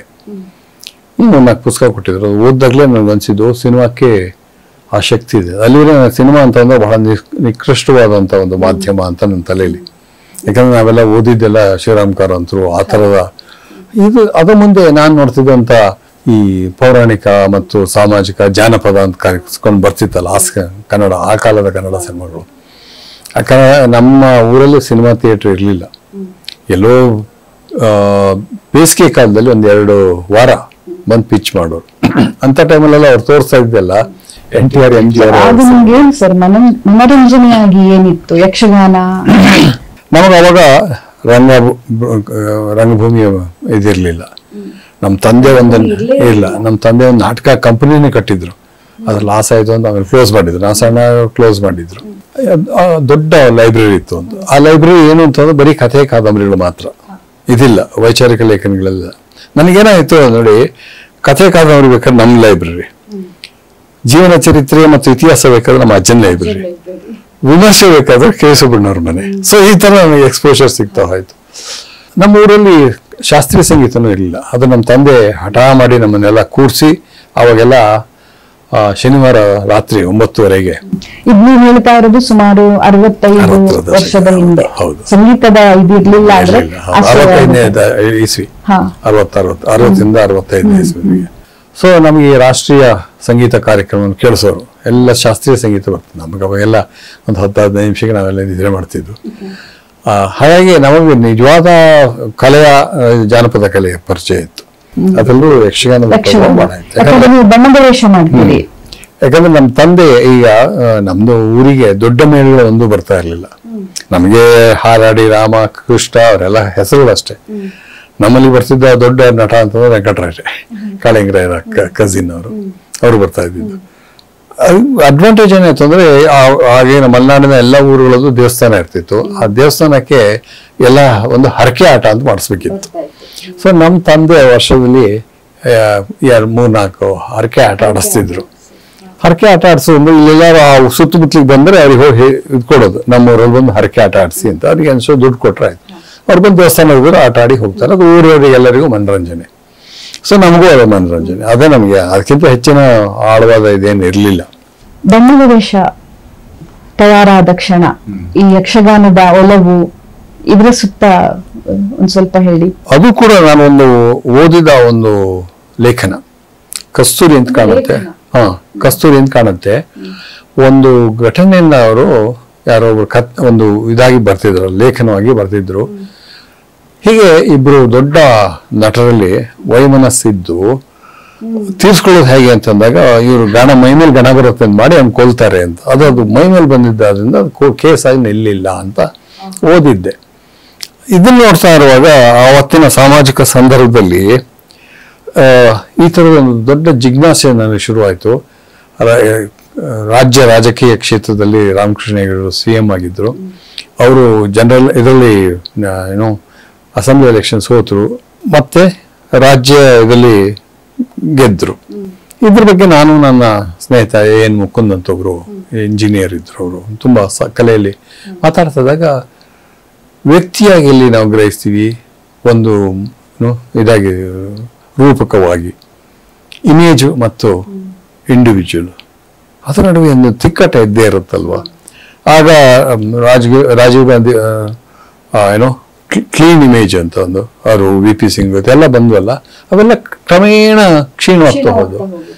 ಅನ್ಕೊಂಡೆ ನಾವು ಒಂದು ಓಟ್ ಹಾಕುವಾಗಿದ್ದ ಇಮೇಜ್ ಏನು, ಆಮೇಲೆ ಇಮೇಜ್ ಹಿನ್ನೆಲೆ ಹೋಗುತ್ತೆ, ಅಲ್ಲ ವ್ಯಕ್ತಿ ಹಿನ್ನೆಲೆ ಹೋಗುತ್ತೆ, ಇಮೇಜ್ ಮುನ್ನೆಲೆ ಬರುತ್ತೆ. ನಾವು ಕೊನೆಗೂ ಆ ಇಮೇಜನ್ನೇ ಫಾಲೋ ಮಾಡ್ತೀವಿ. ಇವತ್ತು ನಾವು ನೋಡ್ತೀವಿ ಆ ವ್ಯಕ್ತಿ ಬಹಳ ಶ್ರೇಷ್ಠ ಅಂತೀವಿ, ಆದರೆ ಹಿನ್ನೆಲೆ ಹೇಳಿದ್ರೆ ನೀವು ಒಪ್ಕೊಳ್ಳೋಕೆ ರೆಡಿ ಇರಲ್ಲ.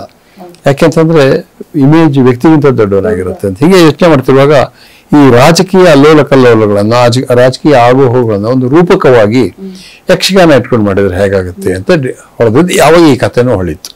ಯಕ್ಷಗಾನ ಯಾಕೆ ಅಂತಂದ್ರೆ ಯಕ್ಷಗಾನ ಒಂದರಲ್ಲೇ ಈ ಪೌರಾಣಿಕ ಪಾತ್ರಗಳಿದೆಯಲ್ಲ, ಅದನ್ನು ಮಾಡುವ ನಟರು ಆ ಪೌರಾಣಿಕ ಪಾತ್ರದ ವರ್ಚಸ್ಸನ್ನ ಅಥವಾ ಅದರ ಇದನ್ನ ಆರನ್ನ ಇಟ್ಕೊಂಡ್ಬಿಡ್ತಾರೆ. ಸಿನಿಮಾದಲ್ಲೂ ಆಗತ್ತೆ ಬಿಡಿ. ಸೊ ಅದರಿಂದ ಯಕ್ಷಗಾನವನ್ನು ಇಟ್ಕೊಂಡು ಆ ಕತೆ ಬರೆದೆ. ಅಫ್ಕೋರ್ಸ್ ಅದಕ್ಕೆ ದೂರದರ್ಶನ ಮಾಡಿದ್ದು, ಹಾಗಾಗಿ ತುಂಬಾ ಬಜೆಟರಿ ಲಿಮಿಟೇಷನ್ಸು, ಟೆಕ್ನಿಕಲ್ ಇದೆಲ್ಲ ಮಾಡಿದ್ದು. ಆಮೇಲೆ ನೋಡಿದ್ರೆ ತುಂಬಾ ಜನ ನನಗೆ ಬೈದ್ರು, ಇಷ್ಟೊಳ್ಳೆ ಕತೆ ಇಟ್ಕೊಂಡು ಆ ಲಿಮಿಟೇಷನ್ಗೆ ಯಾಕೆ ಒಪ್ಕೊಂಡೆ ಅಂತ. ಏನೋ ಮಾಡಬೇಕಿತ್ತು, ಮಾಡಿದೆ ಅಷ್ಟೇ. ಹಾಗಾದ್ರೆ ಸಿನಿಮಾ ಕೂಡ ಎಲ್ಲ ಒಂದು ಕಡೆ ಆರ್ಥಿಕ ಒಂದು ಇದಕ್ಕೆ ವ್ಯವಹಾರಕ್ಕೆ ಸಿಕ್ಕಿ ಅದರ ಉದ್ದೇಶದಿಂದ ಸ್ವಲ್ಪ ಕೆಳಗೆ ಬರುತ್ತಾ?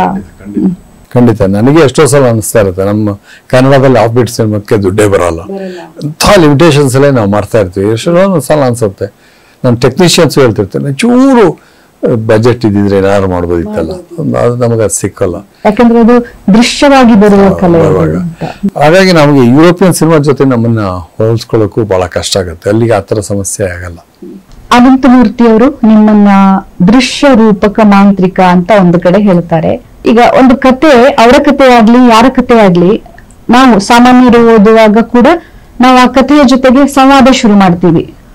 ಆದ್ರೆ ಒಬ್ಬ ನಿಮ್ಮಂತಹ ನಿರ್ದೇಶಕ ಸಂವಾದ ಶುರು ಮಾಡ್ಲೇಬೇಕು. ನಿಮ್ಮ ಸಂವಾದ ಯಾವ ರೀತಿ ಇರುತ್ತದೆ? ನೀವು ಯಾವ ಪಾಯಿಂಟ್ ಅನ್ನ ಹಿಡ್ಕೊಳ್ತೀರಿ? ಸಿನಿಮಾದ ಉದ್ದೇಶ ಏನಿರಬೇಕು ಅನ್ನೋದು ಈ ಒಂದು 120 ವರ್ಷಗಳ ಇತಿಹಾಸದಲ್ಲಿ ದೊಡ್ಡ ಸಂವಾದಗಳೇ ನಡೆದಿದೆ.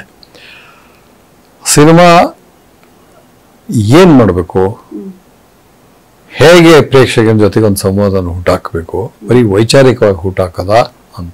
ಅದರಲ್ಲಿ ಒಂದು ಬೇರೆ ಬೇರೆ ಥರದ ವಾಗ್ವಾದಗಳು ಬಂದಿದೆ. ಅದರಲ್ಲಿ ಒಂದು ವಾಗ್ವಾದ ಏನು ಅಂತಂದ್ರೆ, ನಮಗೆ ನೋಡುವುದನ್ನ ಕಲಿಸಬೇಕು ಅನ್ನೋದು. ಏನೋ ಸುಮ್ಮನೆ ನೋಡ್ತೀವಿ, ಅದು ಬಟ್ ವೀಕ್ಷಣೆ ಆಗಿರುತ್ತೆ, ಅದು ಒಳ ಹೊಕ್ಕು ಅರ್ಥ ಮಾಡ್ಕೊಳ್ಳೋದಿಲ್ಲ ನಾವು ನೋಡೋದನ್ನ ಅಂತ. ಹಾಗಾಗಿ ಅದು ಬೇರೆ ಯಾವ ಕಲೆಗೂ ಸಾಧ್ಯವಾಗೋದಿಲ್ಲ, ಸಿನಿಮಾಕ್ಕೆ ಸಾಧ್ಯ ಆಗತ್ತೆ ಮಾತ್ರ. ಆದ್ರಿಂದ ಸಿನಿಮಾ ಆ ಕೆಲಸ ನಾವು ಮಾಡಬೇಕು ಅಂತ. ಆದರೆ ನೋಡುವುದನ್ನ ಇದನ್ನು ಹೇಗೆ ಕಲಿಸ್ಬೋದು?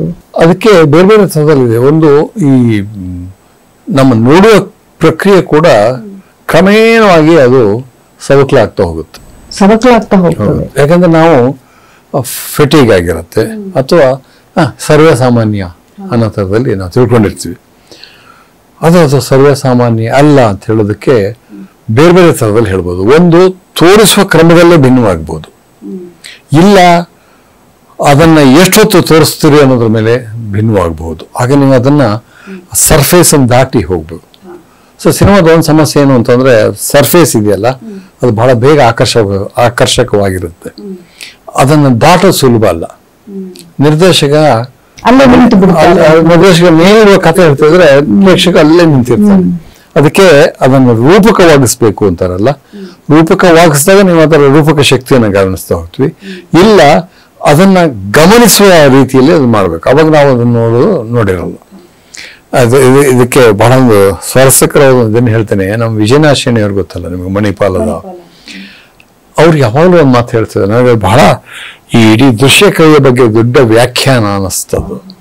ಅವ್ರು ಯಾವಾಗಲೂ ನೋಡಯ್ಯ, ಒಂದು ಕೆಟ್ಟ ಕವಿತೆ ಬರೀ, ಅದರಿಂದ ಏನೂ ಆಗಲ್ಲ. ಯಾಕಂದ್ರೆ ನಾನು ಓದದೇ ಇದ್ರೆ ನನಗೆ ಅದು ಅಫೆಕ್ಟ್ ಆಗಲ್ಲ. ಕೆಟ್ಟ ಸಂಗೀತ ನಾನು ಕೇಳಬೇಕು, ನನಗೆ ಆಗೋದೇ ಇಲ್ಲ, ನಾನು ಸುಮ್ಮನೆ ಇರ್ತೀನಿ. ಆದರೆ ಕೆಟ್ಟ ಆರ್ಕಿಟೆಕ್ಚರ್ ಇದೆಯಲ್ಲ, ಅದು ಮಹಾ ಡೇಂಜರಸ್ ಅಂತ.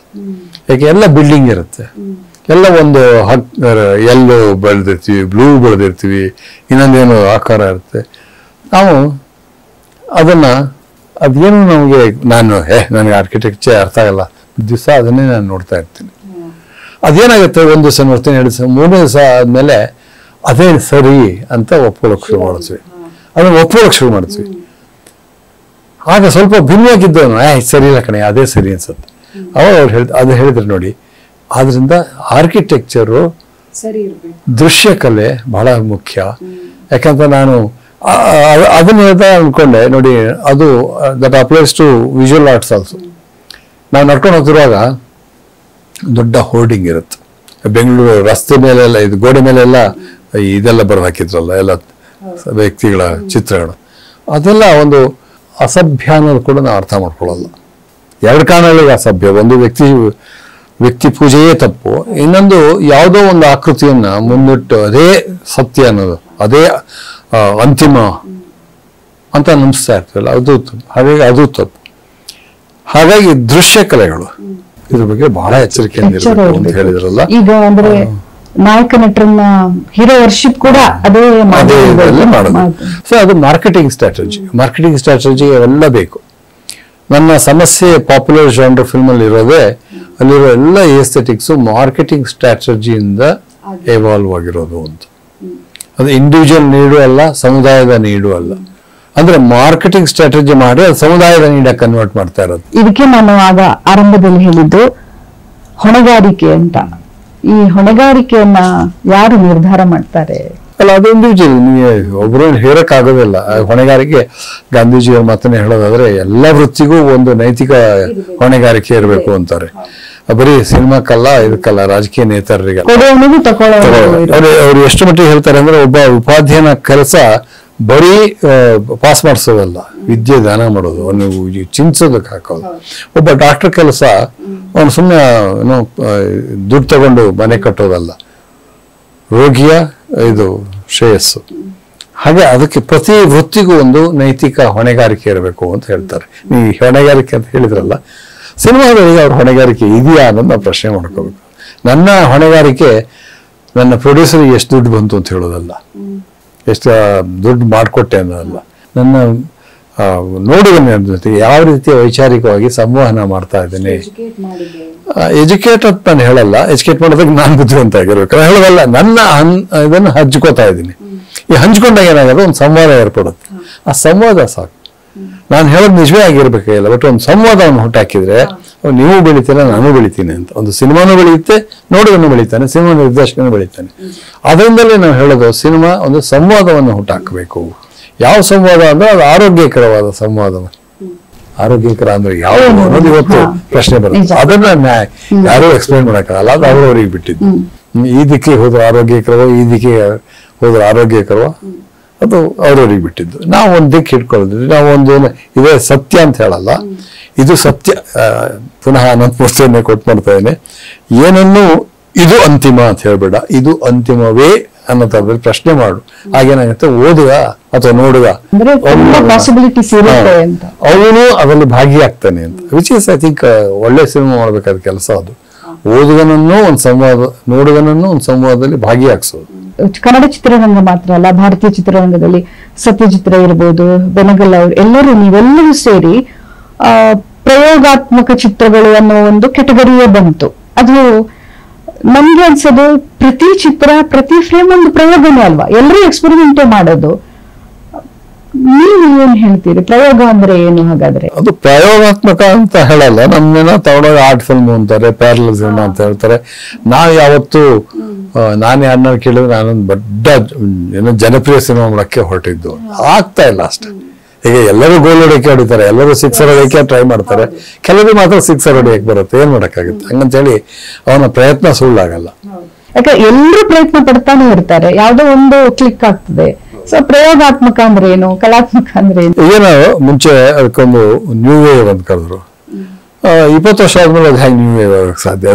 ನಿಜವಾಗಿ ನ್ಯೂ ವೇವ್ ಆದ್ರೆ ಅಥವಾ ನ್ಯೂ ಅಂತ ಕರೆದ್ರು. ಪ್ರತಿ ದಿವಸಕ್ಕೂ ವರ್ಷಕ್ಕೂ ನೀವು ಬೇರೆ ರೂಪದಲ್ಲಿ ಬರ್ತಾ ಇರ್ಬೇಕು. ಹಾಗಾಗಿ ಇವೆಲ್ಲ ವಿಮರ್ಶಕರು ಕ್ಯಾಟಗರೈಸ್ ಮಾಡ್ತಿರೋದು, ಯಾಕಂದ್ರೆ ಅವ್ರಿಗೆ ಬೇಕಾಗಿರುತ್ತೆ ಇವೆಲ್ಲ tools, so that it's easy to explain ಅಂತ ಹೇಳಿ. ಈ ಅನಲೈಸ್ ಮಾಡ್ಲಿಕ್ಕೆ ಅವ್ರಿಗೆ ಕಮ್ಯುನಿಕೇಟ್ ಮಾಡಕ್ಕೆ, ಅನಲೈಸ್ ಮಾಡೋದಕ್ಕೆ ಒಬ್ಬ ಡೈರೆಕ್ಟರ್ ಈ ತರ ಇಟ್ಕೊಂಡು ಹೋಗೋದೇ ಇಲ್ಲ. ನಾವು ಎಷ್ಟೋ ಜನ, ತುಂಬಾ ಜನ ಹೇಳ್ತಾರೆ ರೇ ಬಹಳ ಇದು ಅಂತ ಹೇಳಿ. ರೇ ಅವರು ಇದು ಕಟ್ಟುವ ಕ್ರಮ ನೋಡಿ, ಅದು ತುಂಬಾ ಸುಲಭವಾಗಿ ಅರ್ಥವಾಗುವಂತ, ಹೃದಯಕ್ಕೆ ತಾಟಬಹುದು ಅಂತ ಕ್ರಮದಲ್ಲಿ ಕಟ್ತಾರೆ. ಅವ್ರೇನು ಮಣಿಕಲ್ ತರ ಆಗ್ಲಿ, ಅಡೂರು ಗೋಪಾಲಕೃಷ್ಣನ್ ತರ ಆಗ್ಲಿ ಬಹಳ ಭಿನ್ನವಾಗಿ ಕಟ್ಟಲ್ಲ. ಹಾಗಾಗಿ ಅದು ದೋಷವೂ ಅಲ್ಲ, ಶಕ್ತಿಯೂ ಅಲ್ಲ. ಕೊನೆಗೂ ಅವ್ರು ಏನ್ ಹೇಳ್ತಾ ಇದ್ದಾರೆ, ಅವರ ವಿಶ್ವ ದೃಷ್ಟಿ ವಿಷನ್ ಅಂತೀವಲ್ಲ, ಆ ಯೂನಿವರ್ಸಲ್ ವಿಷನ್ ಏನು ಅದು ಮುಖ್ಯ ಆಗ್ತಾ ಹೋಗುತ್ತೆ ನನಗೆ. ಒಂದು ಬಹಳ ಸುಂದರವಾದ ಸಿನಿಮಾಗಳನ್ನು ಕಟ್ಟೋರು ಎಷ್ಟೋ ಜನ ಇದೆ ನನಗೆ. ಎಷ್ಟು ಚೆನ್ನಾಗಿ ಕಟ್ಟಿದಾನೆ ಆದ್ರೆ ಅದಕ್ಕೆ ಎಷ್ಟು ಚೆನ್ನಾಗಿ ಕಟ್ಟಿದಾನೆ ಅನ್ನೋದಕ್ಕಷ್ಟೇ ನನ್ನ ಇದು ಸೀಮಿತವಾಗುತ್ತೆ. ಅವನ ದೃಷ್ಟಿಕೋನವನ್ನು ಅಥವಾ ಅವನ ಪರ್ಸ್ಪೆಕ್ಟಿವನ್ನು ಮಾಡಕ್ಕೆ ಹೊರಟಾಗ ಅವರು ನನಗಿಷ್ಟ ಆಗಲ್ಲ. ಈಗ ನಿಮ್ಮ ಚಿತ್ರಗಳನ್ನ ಕೆಲವನ್ನಾದ್ರೂ ನೋಡುವಾಗ ಮಾತುಗಳು ಸ್ವಲ್ಪ ಕಡಿಮೆ ಅಂತಾನು ಹೇಳ್ಬೋದು. ನೀವು ಅರ್ಥ ಮಾಡ್ಲಿಕ್ಕೆ ಬಿಡ್ತೀರಿ, ದಾಳ ಚಿಮ್ಮಿ ಬಿಡ್ತೀರಿ, ಮಾತು ಕಡಿಮೆ. ಆದ್ರೆ ಎಷ್ಟು ಜನಕ್ಕೆ ಅದು ಮುಟ್ಟಬಹುದು, ಅಥವಾ ನೀವು ಇಲ್ಲ ಅದು ಮುಟ್ಟುತ್ತದೆ ಅಂತ ಹೇಳ್ತೀರಾ? ಏನ್ ಹೇಳ್ತೀರಿ? ನಾನು ಸಿನಿಮಾ ಒಳಗ ಪ್ರೇಕ್ಷಕರನ್ನ ಏನ್ ಹೇಳುದು, ಅನುಮಾನಿಸಿ ಸಿನಿಮಾ ಮಾಡಲ್ಲ. ಪ್ರೇಕ್ಷಕ ನನ್ನಷ್ಟೇ ಅಥವಾ ನನಗೆ ಜಾಸ್ತಿ ಬುದ್ಧಿವಂತ ಅಂತ ಹೇಳೇ ಮಾಡ್ಕೊಳ್ಳೋದು. ಯಾಕೆಂತಂದ್ರೆ ಅದು ಹಾಗೆ ಅನುಮಾನಿಸ್ತಾ ಹೋದ್ರೆ ಯಾವ ಲೋಯೆಸ್ಟ್ ಕಾಮನ್ ಡಿನಾಮಿನೇಟರ್ಗೆ ಹೋಗ್ಬೇಕು, ಅದು ಮಾಡೋಕ್ಕಾಗಲ್ಲ. ಕೊನೆಗೂ ಯಾರೋ ಹೇಳಿದ ಹಾಗೆ ನಾವೆಲ್ಲರೂ ಒಂದು ಐಡಿಯಲ್ ಆದ ಪ್ರೇಕ್ಷಕನ ಮನಸ್ಸಲ್ಲಿ ಇಟ್ಕೊಂಡಿರ್ತೀವಿ. ಆ ಪ್ರೇಕ್ಷಕ ಯಾರು ನನಗೂ ಗೊತ್ತಿರಲ್ಲ. ಅಥವಾ ನಾನೊಂದು ಗ್ರೂಪ್ ಆಫ್ ಪ್ರೇಕ್ಷಕನ ಇಟ್ಕೊಂಡು ಅವ್ರದ್ದು ಅಭಿಪ್ರಾಯಗಳನ್ನ ಕಲೆಕ್ಟ್ ಮಾಡಿ ಒಂದು ಸಿನಿಮಾ ಮಾಡಕ್ ಹೋಗೋದು ಅಲ್ಲ. ಹಾಗೆ ಹೋದ್ರೂ ಕೂಡ ನೀವು ಎಷ್ಟೊಂದು ಕಲೆಕ್ಟ್ ಮಾಡಕ್ ನೀವು ಒಂದು ಸಿನಿಮಾ ಎಷ್ಟೊಂದು ಮುಟ್ಟುತ್ತೆ, ಲಕ್ಷಾಂತರ ಜನರನ್ನು ಮುಟ್ಟಿರುತ್ತೆ. ಅವ್ರದ್ದೆಲ್ಲರಿಗೂ ಅಭಿಪ್ರಾಯ ತಗೊಳಕ್ಕಾಗಲ್ಲ. ಸೊ ಒಂದು ಇಮ್ಯಾಜಿನರಿ ಆಡಿಯನ್ಸ್, ಇಮ್ಯಾಜಿನರಿ ವ್ಯೂವರ್, ಅವನನ್ನು ನಾವು ಮನಸ್ಸಲ್ಲಿ ಇಟ್ಕೊಂಡು ಮಾಡ್ತಾ ಹೋಗ್ತೀವಿ. ಅವ್ನು ಯಾರು ಅಂತಂದ್ರೆ ಅವ್ನು ಯಾರೂ ಆಗಿರಲ್ಲ, ನೀವೇ ಆಗಿರ್ತೀರ ಅಲ್ವಾ? ಆ ನಿಮ್ಮ ಇಮ್ಯಾಜಿನರಿ ವ್ಯೂವರ್ ನೀವೇ, ಇನ್ಯಾರೂ ಅಲ್ಲ. ಯಾಕಂದ್ರೆ ನನಗೆ ಹೇಗೆ ಗೊತ್ತಾಗುತ್ತೆ ನಿಮ್ಮ ಮನಸ್ಸಲ್ಲಿ ಏನಿದೆ, ಇವ್ರ ಮನಸ್ಸಲ್ಲಿ ಏನಿದೆ ಅಂತ. ಅದೇ ಪಾಠ ಮಾಡುವಾಗ ಹೇಳ್ತಾರಲ್ಲ, ನೀವು ಜಾಸ್ತಿ ಕೊಟ್ಟ ಹಾಗೆ ಮಕ್ಕಳು ತಗೊಳ್ಳುವ ಕೆಪಾಸಿಟಿ ಇರುತ್ತೆ, ನೀವು ಕಡಿಮೆನೆ ಕೊಡ್ತಾ ಇದ್ರೆ ಅವ್ರು ಅಲ್ಲಿಗೆ ಸ್ಟಿಕ್ ಆಗ್ತಾರೆ. ಅದೇ ಮಿನಿಮಲಿಸಮ್ ಅಂತ ಒಂದು ಪಂಥ ಇದೆಯಲ್ಲ ಸಿನಿಮಾದಲ್ಲಿ, ಅವ್ರು ಹೇಳೋದು ಅದನ್ನೇ.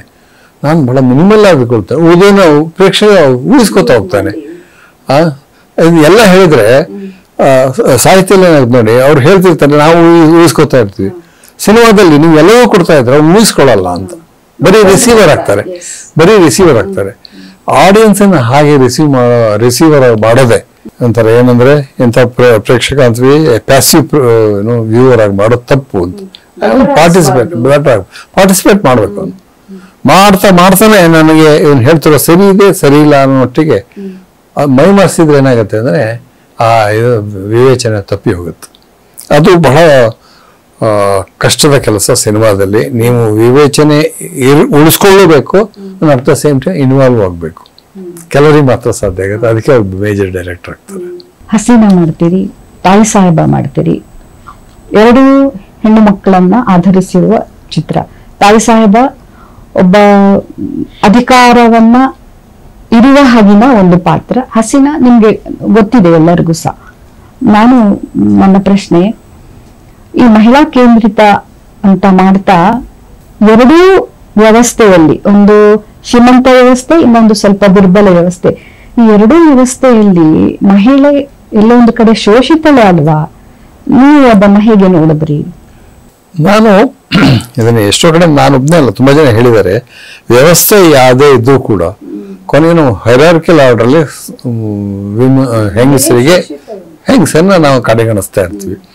ನಾವು ತುಂಬಾ ಅಪ್ಪರ್ ಎಕಾನಮಿನ ಇವ್ರು ತಗೊಂಡ್ರು ಕೂಡ ಅಲ್ಲೂ ಗಂಡಸು ಮತ್ತು ಹೆಂಗಸಿದ್ರೆ, ಅದು ಯಾವುದೇ ದೊಡ್ಡ ಇಂಡಸ್ಟ್ರಿಯಲಿಸ್ಟೇ ಆಗಿರ್ಬೋದು, ಹೆಂಗಸಿಗೆ ಎರಡನೇ ಸ್ಥಾನನೇ ಇರುತ್ತೆ. ಹಾಗಾಗಿ ನನಗೆ ನನ್ನ ಸಿನಿಮಾಗಳ ಒಂದು ರೀತಿಯಲ್ಲಿ ಯಾರ ಧ್ವನಿಗಳನ್ನು ಕೇಳಲ್ವೋ ಅವರ ಧ್ವನಿಯನ್ನ ಕೇಳಿಸುವ ಒಂದು ಪ್ರಯತ್ನ ಅಂತ. ಪ್ರಾಯಶಃ ಹೆಂಗಸಿಗೆ ನನ್ನ ಹೆಚ್ಚಿನ ಸಿನಿಮಾಗಳಲ್ಲಿ ಸ್ತ್ರೀ ಪ್ರಧಾನವಾಗುತ್ತೆ. ಯಾಕೆ ಅಂತಂದ್ರೆ ಅವ್ರ ಅಳಲನ್ನು ನಾವು ಕೇಳಿರಲ್ಲ ಅಂತ. ಈಗ ನಾಗಿ ಅಳಲನ್ನ ನಾವು ಕೇಳಿರಲ್ಲ, ನಾವು ಪ್ರಗತಿಯ ಬಗ್ಗೆ ಮಾತ್ರ ಮಾತಾಡ್ತಿರ್ತೀವಿ. ಅದು ಪ್ರಗತಿಯಿಂದ ವಂಚನೆಗಳಾದ ಅವರ ಕುಟುಂಬ ಅರ್ಥ ಮಾಡ್ಕೊತಾರೆ, ಅಥವಾ ಅದ್ರ ಒಳಗಡೆ ಇದಿರುತ್ತಲ್ಲ. ಅದಕ್ಕೆ ನಾನು ಚೈನೀಸ್ ಎಗ್ ಅಂತ ಹೇಳುದು, ಒಂದು ಮೊಟ್ಟೆ ತೆಗೆದು ಇನ್ನೊಂದಿದೆ, ಆ ಮೊಟ್ಟೆ ತೆಗೆದು ಇನ್ನೊಂದು ಮೊಟ್ಟೆ, ಆ ಥರದ ಕೊನೆಯ ಮೊಟ್ಟೆ ಸಿಕ್ಕೋದು ನಮಗೆ ಹೆಂಗಸು. ಯಾವುದೇ ಕೃಷಿಕ ಕುಟುಂಬ ಆಗಿರ್ಬೋದು, ಜಮೀನ್ದಾರಿ, ತಾಯಿ ಸಾಹೇಬ ಜಮೀನ್ದಾರಿ ಕುಟುಂಬ, ಅದು ಅಲ್ಲಿ ಅವಳಿಗೆ ಮನೆಯಿಂದ ಹೊರಗೆ ಬಂದಿರಲ್ಲ. ಅವಳು ಅಲ್ಲಿ ಫ್ರೀಡಮ್ ಮೂವ್ಮೆಂಟ್ ಅಂದ್ರೆ ಏನೊಂದು ಕೂಡ ಗೊತ್ತಿರಲ್ಲ, ಅದೇ ಪಂಜ ಅವಳಿಗೆ ಅದು ಮುಖ್ಯ ಆಗಿರಲ್ಲ. ಸೊ ಅಂಥವು ಹೊರಗೆ ಬರ್ತಾರಲ್ಲ ಅರ್ಥ, ಅದು ನನಗೆ ಬಹಳ ಮುಖ್ಯ ಆಗುತ್ತೆ. ದ್ವೀಪ ಮಾಡಿದ್ರಿ. ಮಳೆ, ಆ ಕುಟುಂಬ ಕಾಪಾಡೋದು, ಇದು ಬಿಟ್ಟು ನಮ್ಮ ಕೈಯಲ್ಲಿ ಬಂದಿದೆ.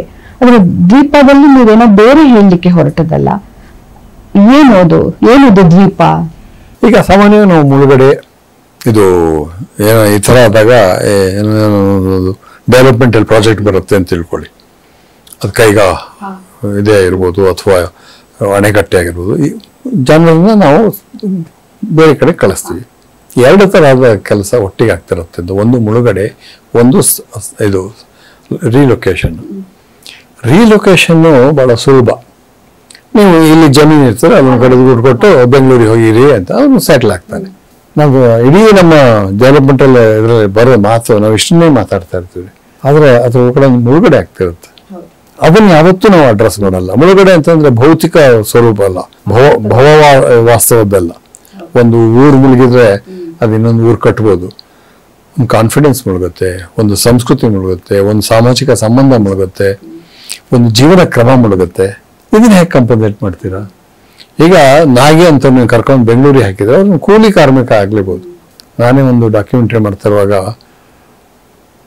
ದೊಡ್ಡ ಜಮೀನ್ದಾರರಂತೆ ಒಂದು ಊರಲ್ಲಿ ಮುಳುಗಡೆ ಆಯ್ತು. ಕಂಪನ್ಸೇಷನ್ ಕೊಟ್ಟರು. ಅವ್ರು ಮತ್ತೊಂದೂರಿಗೆ ಹೋಗಿ ಅಲ್ಲಿ ಪುನಃ ಮುಳುಗಡೆ ಆಯ್ತು. ಮತ್ತೊಂದು ಡ್ಯಾಮ್ ಕಟ್ಟಿ ಅವ್ರು ಮುಳುಗಡೆ ಆಯ್ತು. ಮತ್ತೆ ಕಂಪನ್ಸೇಷನ್ ಮತ್ತೆ ಅಲ್ಲಿಂದ ಇದ್ರು. ಈಗ ಮೂರನೇ ಕಡೆ ಬಂದಿದ್ರು. ಅವರಲ್ಲಿ ಇದು ಏನೋ ಕೂಲಿ ಕಾರ್ಮಿಕರಾಗಿ ಕೆಲಸ ಮಾಡ್ತಾ ಇದ್ದಾರೆ. ಅಂದ್ರೆ ನೋಡಿ, ಅದ್ಯಾಕೆ ಹಾಗಾದ್ರೆ ಅವ್ರಿಗೆ ಅಷ್ಟು ದುಡ್ಡು ಕೊಟ್ಟಾಗ ಅಲ್ಲ, ಅದು ಅವರ ಒಳಗಡೆ ಒಂದು ಯಾವುದೋ ಒಂದು ಶಕ್ತಿ ಇರುತ್ತೆ. ನನಗೆ ಜಮೀನು ಮಾಡೋದು, ಗದ್ದೆ ಮಾಡೋದು ಹೆಂಗೆ ಗೊತ್ತು, ಇನ್ನೊಂದಿನ ಮಾಡೋದು ಹೇಗೆ ಗೊತ್ತು. ನೀವು ಸ್ಥಳ ಇದು ಮಾಡ್ಬಿಟ್ಟು ರೀಲೊಕೇಟ್ ಮಾಡಿ ಇನ್ನೇನು ಮಾಡೋ ಅಂತಂದ್ರೆ ಹೇಗೆ ಮಾಡ್ತಾನೆ? ಈಗ ನಮ್ಮ ದುಗ್ಗಜ್ಜ ಅಲ್ಲೆಲ್ಲ ಭೂತ ಕಣಿಯೋನು ಅವ್ನು ಕರ್ಕೊಂಡ್ಬಂದು ಇಲ್ಲಿ ಮಾಡೋದು. ಇಲ್ಲಿ ಭೂತ ಕಣೋದು ಯಾರು ಅದಕ್ಕೆ? ಸೊ ಅಲ್ಲಿ ಸಂಸ್ಕೃತಿಯೂ ನಾಶ ಆಯ್ತು, ಒಂದು ಸಂಪ್ರದಾಯ ನಾಶ ಆಯ್ತು, ಒಂದು ವ್ಯಕ್ತಿಯ ಆತ್ಮಸ್ಥೈರ್ಯ ನಾಶ. ಅದನ್ನು ಹೇಳಕ್ ಹೊರಟಿದ್ದು. ಹಾಗಾಗಿ ಇಡೀ ಇದು ಮುಳುಗಡೆ ಮುಖ್ಯ. ಮುಳುಗಡೆ ಯಾವುದು ಅಂತಂದ್ರೆ ಇವೆಲ್ಲ ಮುಳುಗಡೆ. ಭೂತ ಕುಣಿಯ ಮುಳುಗಡೆ ಆಗುತ್ತೆ, ಇವರ ಮನುಷ್ಯ ದುಗ್ಗಜ್ಜ ಹೇಳ್ತಾರಲ್ಲ, ನನ್ನ ನಂಬಿಕೆ ಎಲ್ಲ ನಾಶ ಆಯ್ತು ಅಂತ. ಸೊ ನಂಬಿಕೆ ಹೋಗುತ್ತೆ. ನೀವು ಬರೀ ಊರು ಮುಳುಗಡೆ ಆಗಿದ್ರೆ ಸಮಸ್ಯೆ ಅಲ್ಲ. ಇದನ್ನ ಹೇಗೆ ಕಂಪನ್ಸೇಟ್ ಮಾಡ್ತಾರೆ? ನನಗೆ ಎಷ್ಟೋ ಕಡೆ ಈ ಥರ ರೀಲೊಕೇಟ್ ಆದ್ರೆ ಗೊತ್ತು. ಕೊನೆಗೂ ಅವರು ಆ ಜನರೇಷನ್ ಉದ್ಧಾರ ಆಗೋದಿಲ್ಲ, ಅದು ನೆಕ್ಸ್ಟ್ ಜನರೇಷನ್ ಉದ್ಧಾರ ಆಗುತ್ತೆ. ಯಾಕಂದ್ರೆ ಆ ಒಂದು ಇದಿರುತ್ತಲ್ಲ, ಸೆಲ್ಫ್ ಕಾನ್ಫಿಡೆನ್ಸ್ ಹೊರಟೋಗುತ್ತೆ, ಕಳ್ಕೊಂಡ್ಬಿಡ್ತಾರೆ. ಈಗ ನನ್ನೇ ಕರ್ಕೊಂಡೋಗಿ ನೀವು ಬೇರೆ ಒಂದು ಸಾಫ್ಟ್ವೇರಿಗೆ ಹಾಕ್ತೀರಾ ಅಂತ ತಿಳ್ಕೊಳ್ಳಿ. ನಂಗೆ ಸಾಫ್ಟ್ವೇರ್ ಗೊತ್ತಿಲ್ಲ. ಸೊ ಇದ್ದಕ್ಕಿದ್ದಾಗೆ ನನ್ನ ಇದು ಹೊರಟೋಗುತ್ತೆ ಅಂತ. ಇದು ಬದುಕಿ ಕಳ್ಕೊಳ್ತಾರೆ ಅಂತ. ಕಬೀರನ ಕಥೆ ಆಯ್ತು, ಅನಂತಮೂರ್ತಿ ಅವ್ರನ್ನ ತಕೊಂಡ್ರಿ, ತೇಜಸ್ವಿ ಅವರನ್ನ ತಕೊಂಡ್ರಿ, ಭೈರಪ್ಪನನ್ನ ತಕೊಂಡ್ರಿ, ಕಾರಂತರನ್ನ ತಕೊಂಡ್ರಿ. ನಾನು ಕೇಳಿದ ಹಾಗೆ, ಓದಿದ ಹಾಗೆ ಇವರೆಲ್ಲರೂ ಭಿನ್ನ ಭಿನ್ನ ವ್ಯಕ್ತಿತ್ವದ ವ್ಯಕ್ತಿಗಳು, ಬಹಳ ಸ್ಟ್ರಾಂಗ್ ವ್ಯಕ್ತಿತ್ವಗಳು. ಆ ಸ್ಟ್ರಾಂಗ್ ವ್ಯಕ್ತಿತ್ವ ಏನಿದೆ ಅವರ ಕಾದಂಬರಿಗಳಲ್ಲಿ ಅಷ್ಟೇ ಸ್ಟ್ರಾಂಗ್ ಆಗಿ ಬಂದಿರೋದು. ಈ 4 ಜನರ ಕಥೆಗಳನ್ನು ನೀವು ಒಬ್ರು ಮಾಡಿರೋದು. ಹೇಗೆ ಆ ಬ್ಯಾಲೆನ್ಸ್ ಹೇಗಾಯ್ತು? ಯಾಕಂದ್ರೆ ಅವರ ಸ್ಟೈಲೇ ಬೇರೆ, ಇವರ ಸ್ಟೈಲ್ ಬೇರೆ, ಎಲ್ಲವೂ ಬೇರೆ ಬೇರೆ. ಭೈರಪ್ಪನ ಇದೇ ಬೇರೆ, ಕಾರಂತರದ್ದು ಬೇರೆ. ಹೇಗೆ ಹಿಡ್ಕೊಂಡ್ರಿ ಸರ್ ಎಲ್ಲವನ್ನ? ನಾನು ಶಿವರಾಮ್ ಅಂತ ಕಾದಂಬರಿ ತಗೊಂಡಿಲ್ಲ, ಅದೊಂದು ಕೊರತೆ ಇನ್ನೂ ಇದೆ. ಬಹಳ ನಾನು ಸಹ ನಿರ್ದೇಶನ ಮಾಡಿದ್ರಿ. ನಾನು ಬಹಳ ಮೆಚ್ಚುವ ಲೇಖಕ, ಆದ್ರೆ ಅವರ ಒಂದು ಕಾದಂಬರಿಯನ್ನು ಇನ್ನೂ ಆರಿಸ್ಕೊಂಡಿಲ್ಲ ಅಂತ ಒಂದು ಕೊರತೆ ಇದೆ. ನಾನು ಒಂದು ಕೃತಿಯನ್ನು ಆರಿಸ್ಕೊಂಡಾಗ ಆ ಮೂಲ ಲೇಖಕ ಯಾರು ಅಂತ ನಾನು ಅಷ್ಟು ತಲೆ ಕೆಡಿಸ್ಕೊಳ್ಳಲ್ಲ. ಅದಾದ್ರ ಸಾಹಿತ್ಯಿಕ ಗುಣ ಏನು ಅನ್ನೋದು ಕೂಡ ತಲೆ ಕೆಡಿಸ್ಕೊಳ್ಳಲ್ಲ. ಅದರ ಸಿನಿಮಾತ್ಮಕ ಸಾಧ್ಯತೆಗಳು ಎಷ್ಟು ಅನ್ನೋದ್ರ ಬಗ್ಗೆ ನಾನು ತಲೆ ಕೆಡಿಸ್ಕೊತ ಹೋಗ್ತೀನಿ. ನಾನು ಕಥೆಯನ್ನು ಆರಿಸ್ಕೊಂಡಾಗ 3 ಅಂಶಗಳನ್ನು ಮುಖ್ಯವಾಗಿ ಗಮನಿಸ್ತೇನೆ. ಒಂದು, ಈ ಕಥೆ ಸದ್ಯಕ್ಕೆ ಸಂವಾದಿ ಆಗಬಹುದಾ ಅಂತ, ಪ್ರಸ್ತುತಕ್ಕೆ ಸಂವಾದಿ ಆಗಬಹುದಾ. ಎರಡನೇದು, ಈ ಕಥೆಗೆ ಸಾರ್ವತ್ರಿಕ ಆಗುವ ಗುಣ ಇದೆಯಾ ಅಂತ, ಸಾರ್ವಕಾಲಿಕ ಆಗುವ ಗುಣ ಇದೆಯಾ ಅಂತ. ಮೂರನೇದು, ಈ ಕಥೆ ಎಷ್ಟರ ಮಟ್ಟಿಗೆ ನನ್ನ ಮಾಧ್ಯಮಕ್ಕೆ ಕೊಟ್ಕೊಳ್ತದೆ ಅಂತ, ಅಂದ್ರೆ ನನ್ನ ಮಾಧ್ಯಮ ಅದ್ರಲ್ಲಿ ಹೊಸತೇನಾದ್ರು ಕಂಡ್ಕೋಬೇಕು ಅಂತ. ನಾಲ್ಕನೇದು ಅಫ್ಕೋರ್ಸ್ ಇದೆ, ಅದಕ್ಕೂ ಸಮಯದಲ್ಲ, ನಾನು ಅದ್ರಲ್ಲಿ ನನ್ನ ಹುಡುಕಾಟಗಳು, ನನ್ನ ತೊಳಲಾಟಗಳು, ನನ್ನ ಇವತ್ತಿನ ಸಂದಿಗ್ಧತೆ ಅದರಲ್ಲಿ ಎಲ್ಲಿ ಕಾಣಿಸ್ಬಹುದು ಅಥವಾ ಎಲ್ಲಿ ಅದಕ್ಕೆ ಅರ್ಥಗಳನ್ನು ಹುಡುಕಬಹುದು ಅಂತ. ಹಾಗಾಗಿ ಅದು ಮೂಲಕ್ಕೆ ನಿಷ್ಠವಾಗುವ ರೀತಿಯಲ್ಲಿ ನಾನು ಕಟ್ಟಲ್ಲ, ಮೂಲಕ್ಕೆ ನಿಷ್ಠವಾಗೋದೂ ಇಲ್ಲ. ನನ್ನ ಕಥೆಯ ಲೇಖಕನ ಹತ್ರ ಪರ್ಮಿಷನ್ ತಗೊಳಕ್ಕೆ ಹೇಳಾಗೆ ನಾನು ಹೇಳ್ತೇನೆ, ಅದು ನಿಮ್ಮ ಕಥೆಯಿಂದ ಪ್ರೇರಣೆ, ಅದನ್ನು ನಾನು ನಿಮಗೆ ಕ್ರೆಡಿಟ್ ಕೊಡ್ತಿರ್ತೇನೆ, ಕಥೆ ನಿಮ್ದು ಅಂತ, ಅದು ಪ್ರೇರಣೆ. ಹಾಗಾಗಿ ನಾನು ತುಂಬಾ ಬದಲಾವಣೆ ಮಾಡ್ಕೊಂಡಿರ್ತೀನಿ. ಒಬ್ಬ ಲೇಖಕನ ಹತ್ರ ಹೋಗಿ ನಾನೊಂದು TN ಸೀತಾರಾಮ್ ಅವರ ಕಥೆಯೊಂದು ಆಧರಿಸಿ ಒಂದು ಕ್ರೌರ್ಯ ಅಂತ ಸಿನಿಮಾ ಮಾಡಿದ್ದೆ. ಹೀಗೆ ಕೇಳಿದೆ, ನಾನು ಸ್ಕ್ರಿಪ್ಟ್ ನೋಡ್ತೀರಾ? ಅವ್ರು ಹೇಳಿದ್ರು, ನಾನು ಒಬ್ಬ ನಿರ್ದೇಶಕ, ನನಗೆ ಗೊತ್ತು ನಾವು ಹೆಂಗ್ ಮಾಡ್ತೀವಿ ಅಂತ ಹೇಳಿ, ನೀವು ಕಥೆಯನ್ನು ಏನ್ ಬೇಕಾದ್ರೂ ಮಾಡಿ ಅದನ್ನು ನೋಡೋಕ್ಕೂ ಬರಲ್ಲ ಅಂತ, ಬರೀ ಸಿನಿಮಾ ಮಾತ್ರ ನೋಡ್ತೀನಿ, ಸಿನಿಮಾಕ್ಕೆ ನಾನು ಪ್ರತಿಭೆ ಹೇಳ್ತೀನಿ ಹೊರತು ನನ್ನ ಕಥೆಯಿಂದ ಹೇಗಾಗಿದೆ ಅಂತ ನಾನು ಹೇಳಲ್ಲ. ಯಾಕಂದ್ರೆ ನೀವು ಏನ್ ಬೇಕಾದ್ರೂ ಮಾಡ್ಬೋದು, ನೀವು ಸ್ವತಂತ್ರರು ಕೊಟ್ಟರು. ಹಾಗಾಗಿ ನಾನು ಅದಕ್ಕೆ ಎರಡು ರೀತಿಯ ಸಾಹಿತ್ಯವನ್ನ ಎರಡು ರೀತಿಯಲ್ಲಿ ಆಧರಿಸಿ ಕೃತಿಗಳನ್ನು ಮಾಡ್ಬೋದು. ಒಂದು ಮೂಲಕ್ಕೆ ನಿಷ್ಠವಾಗಿರೋದು, ಲೇಖಕ ಏನ್ ಹೇಳ್ತಾನೋ ಅದನ್ನೇ ಹೇಳೋದು. ಅದರ ಸಮಸ್ಯೆ ಏನು ಅಂದ್ರೆ ನಾನು ಆಗ್ಲೇ ಹೇಳಿದೆ, ಅನಂತಮೂರ್ತಿ ಹೇಳಿದ್ರಲ್ಲ, ಅದನ್ನೇ ಹೇಳೋದಿದ್ದು ನಾನು ಯಾಕೆ ಮತ್ತೆ ಸಿನಿಮಾ ನೋಡಲಿ, ನನ್ನ ಓದಿಯಾಗಿದೆ ಕಾದಂಬರಿ. ಆಗ ನೀವು ಮಾಧ್ಯಮಾಂತರ ಮಾತ್ರ ಮಾಡ್ತಿರ್ತೀರ ಹೊರತು ಅದರಲ್ಲಿ ನಿರ್ದೇಶಕ ಕಾಣಿಸೋದಿಲ್ಲ. ನಿರ್ದೇಶಕ ಕೇವಲ ಒಂದು ಪೋಸ್ಟ್ ಆಫೀಸ್ ಕೆಲಸ, ಇಲ್ಲಿಂದ ತಗೊಂಡು ಅಲ್ಲಿ ಕೊಡ್ತಿರ್ತಾನೆ, ಸಿನಿಮಾ ಮಾಡೋದು ಅಷ್ಟೇ. ಅಂತ ಅಡಾಪ್ಟೇಷನ್ ಬಗ್ಗೆ ನನಗೆ ಯಾವುದೇ ತರಹದ ಒಲವಿಲ್ಲ. ಅದರಿಂದ ಒಂದೇ ಆಗೋ ಅಡ್ವಾಂಟೇಜ್ ಅಂದ್ರೆ ನಾನು ಕಾದಂಬರಿ ಓದಿದ್ರೆ ಆ ಕಾದಂಬರಿ ಏನ್ ಹೇಳುತ್ತೆ ಅಂತ. ಆದ್ರೆ ನೀವು ಒಂದು 500-600 ಪುಟದ ಕಾದಂಬರಿನ 2 ಗಂಟೆಗೆ ಇಳಿಸಿದ್ರೆ ಎಲ್ಲಿ ಹೇಳಕ್ಕಾಗತ್ತೆ? ಕನ್ನಡದ ಬಹಳ ಬೃಹತ್ ಕಾದಂಬರಿ ಒಂದೆರಡು, ಬಹಳ ಕನ್ನಡದ ಶ್ರೇಷ್ಠ ಕಾದಂಬರಿ ಅಂತ ಕನ್ಸಿಡರ್ ಮಾಡಿರೋ ಒಂದೆರಡು ಕಾದಂಬರಿಗಳನ್ನ ಸಿನಿಮಾ ಮಾಡಿದ್ದಾರೆ. ಕಾದಂಬರಿಯ ಒಂದು ಪದವೂ ಅಲ್ಲಿಲ್ಲ ಅಲ್ವಾ? ಹಾಗಾಗಿ ಆ ತರದ ಭಾಷಾಂತರವನ್ನ ಅಥವಾ ಮಾಧ್ಯಮಾಂತರವನ್ನು ನಾನು ಇಷ್ಟಪಡಲ್ಲ. ಎರಡನೇದು ಏನು ಅಂತಂದ್ರೆ, ಆ ಕಥೆಯನ್ನು ಇಟ್ಕೊಂಡು ಅದರಲ್ಲಿ ಮತ್ತೊಂದು ಕಥೆಯನ್ನು ಹುಡ್ಕೋದಿದೆಯಾ, ಬೆಳೆಸೋದು, ಅದ್ರಲ್ಲಿ ಯಾವುದೋ ಒಂದು ಎಲಿಮೆಂಟ್. ಈಗ ನೋಡಿ, ಗುಲಾಬಿ ಟಾಕೀಸ್ ತಗೊಳ್ತೇವೆ, ಅದು ಮೂಲ ಕಥೆಯಲ್ಲಿ ಒಂದು ಟೂರಿಂಗ್ ಟಾಕೀಸ್ ಬರುತ್ತೆ ಅಂತ. ನನಗೆ ಟೂರಿಂಗ್ ಟಾಕೀಸ್ ತರುವ ಒಂದು ಬದಲಾವಣೆ ಕಥೆಯಲ್ಲಿ ಬಹಳ ಚೆನ್ನಾಗಿ ಬಂದಿದೆ, ಅದು ನಾನು ಯಾಕೆ ಮತ್ತೆ ಹೇಳಲಿ ಅಂತ. ನನ್ನ ಕಾಲದ ಒತ್ತಡ ಏನು ಅಂತ, ನನ್ನ ಕಾಲದ ಇದೇನು ಅಂತ, ಗೊಂದಲ ಏನು ಅಂತಂದ್ರೆ, ನಾವು ನೋಡ್ತೀವಲ್ಲ ವಿಜುವಲ್ಸ್, ದೃಶ್ಯ, ಅದು ಮ್ಯಾನಿಪ್ಯುಲೇಟಿವ್, ನಾನ್ ಮ್ಯಾನಿಪ್ಯುಲೇಟಿವ್, ಬಹಳ ದೊಡ್ಡ ಕಾಡು. ಯಾಕಂದ್ರೆ ಇವತ್ತು ಜಾಹೀರಾತು ಪ್ರಪಂಚ ಇದು ಮಾಡಿದ್ಮೇಲೆ ಎಲ್ಲವನ್ನು ನಾವು ಮ್ಯಾನಿಪ್ಯುಲೇಟಿವ್ ಮಾಡ್ತಾ ಹೋಗ್ತೀವಿ. ಸತ್ಯ ಇಲ್ಲಿ ನಾವು ನೋಡ್ತಿರೋದೇ ಮ್ಯಾನಿಪ್ಯುಲೇಟೆಡ್ ಇಮೇಜ್. ಆದ್ರಿಂದ ಆ ಗೊಂದಲವನ್ನು ತರಬೇಕು ಅಂತಂದ ನಾನು ಅದನ್ನು ಟೆಲಿವಿಷನ್ ಆಗಿ ಮಾಡ್ಕೊಂಡೆ. ಟೆಲಿವಿಷನ್ ನೋಡಿ, ಒಂದು ಯುದ್ಧನೂ ಬರುತ್ತೆ, ಒಂದು ಸಂಸಾರದ ಗೋಲಿನ ಕಥೆಯೂ ಬರುತ್ತೆ. ಅದು ಹೇಳ್ತಾ ಹೇಗೆ ಮ್ಯಾನಿಪ್ಯುಲೇಟ್ ಆಗ್ತಾ ಹೋಗ್ತಾರೆ ಅಂತ. ಸೀರಿಯಲ್ ನೋಡೋರು ಕೊನೆಗೆ ಒಂದು ರೀತಿಯಲ್ಲಿ ಒಂದು ಮಾರ್ಗವನ್ನ ಬದಲಾವಣೆಯ ಮಾರ್ಗವನ್ನು ಕಂಡುಕೊಳ್ತಾ ಹೋಗ್ತಾರೆ, ನೇತ್ರ ಓಡೋಗ್ತಾಳೆ, ಇನ್ನೇನು ಆಗುತ್ತೆ. ಆದ್ರೆ ನ್ಯೂಸ್ ನೋಡೋರು ವಿಚಿದ್ರಕಾರ ಶಕ್ತಿಗಳನ್ನ ಬೆಳೆಸ್ಕೊಳ್ತಾ ಹೋಗ್ತಾರೆ. ನ್ಯೂಸೇ ತಪ್ಪು ಅಂತಲ್ಲ, ಅಥವಾ ಟೆಲಿವಿಷನ್ ಇದು ಸೀರಿಯಲ್ಲೇ ಸರಿ ಅಂತಲ್ಲ, ಆದ್ರೆ ಅದನ್ನ ವ್ಯಾಪಾರೀಕರಣಗೊಳಿಸ್ತಾ ಆಗುವ ಅಪಾಯ ಏನು ಅನ್ನೋದು ನಾನು ಹೇಳೋದಕ್ಕೆ. ಅದಕ್ಕೆ ನನಗೆ ಟೆಲಿವಿಷನ್ ಬಹಳ ಮುಖ್ಯವಾಗಿತ್ತು. ನಾನು ಹೇಳುವ ವಿಷಯವೇ ಬೇರೆ, ವೈದೇಹಿ ಹೇಳುವ ವಿಷಯವೇ ಬೇರೆ. ನನಗದು ಇದು ಏನಾಗುತ್ತೆ, ಇವೆರಡನ್ನೂ ಒಟ್ಟಿಗೆ ಇಟ್ಕೊಂಡು ನೋಡೋದು ಒಂದು ಸಂವಾದವನ್ನು ಹುಟ್ಟಾಕಬಹುದು ಅಂತ. ನೀವು ಯಥಾವತ್ತಾದ ತತ್ಪ್ರತಿ ಅನ್ನುವಂಥ ಒಂದು ಸಿನಿಮಾ ಮಾಡಿದ್ರೆ ಈ ಸಂವಾದ ಸಾಧ್ಯ ಆಗೋದಿಲ್ಲ. ಯಾಕಂದ್ರೆ ವೈದೇಹಿಯ ಕತೆ ಬರೆದಾಗ ಸುಮಾರು ಕತೆ ಬರೆಯೋದನ್ನು ಮತ್ತೊಂದು ಹಿಂದಕ್ಕೆ ಹೋಗಿ ಸ್ವಾತಂತ್ರ್ಯ ಪೂರ್ವದ ಒಂದು ಘಟನೆ ಮಾಡ್ತಾರೆ, ಅಥವಾ ಸ್ವಾತಂತ್ರ್ಯ ತಕ್ಷಣದ ಒಂದು 60s 70s ಕತೆ ನಡೀತಾರೆ. ನಾನು ಬರುವಾಗ 2000 ಒತ್ತಡಗಳನ್ನ ಹೇಳಿದೆ.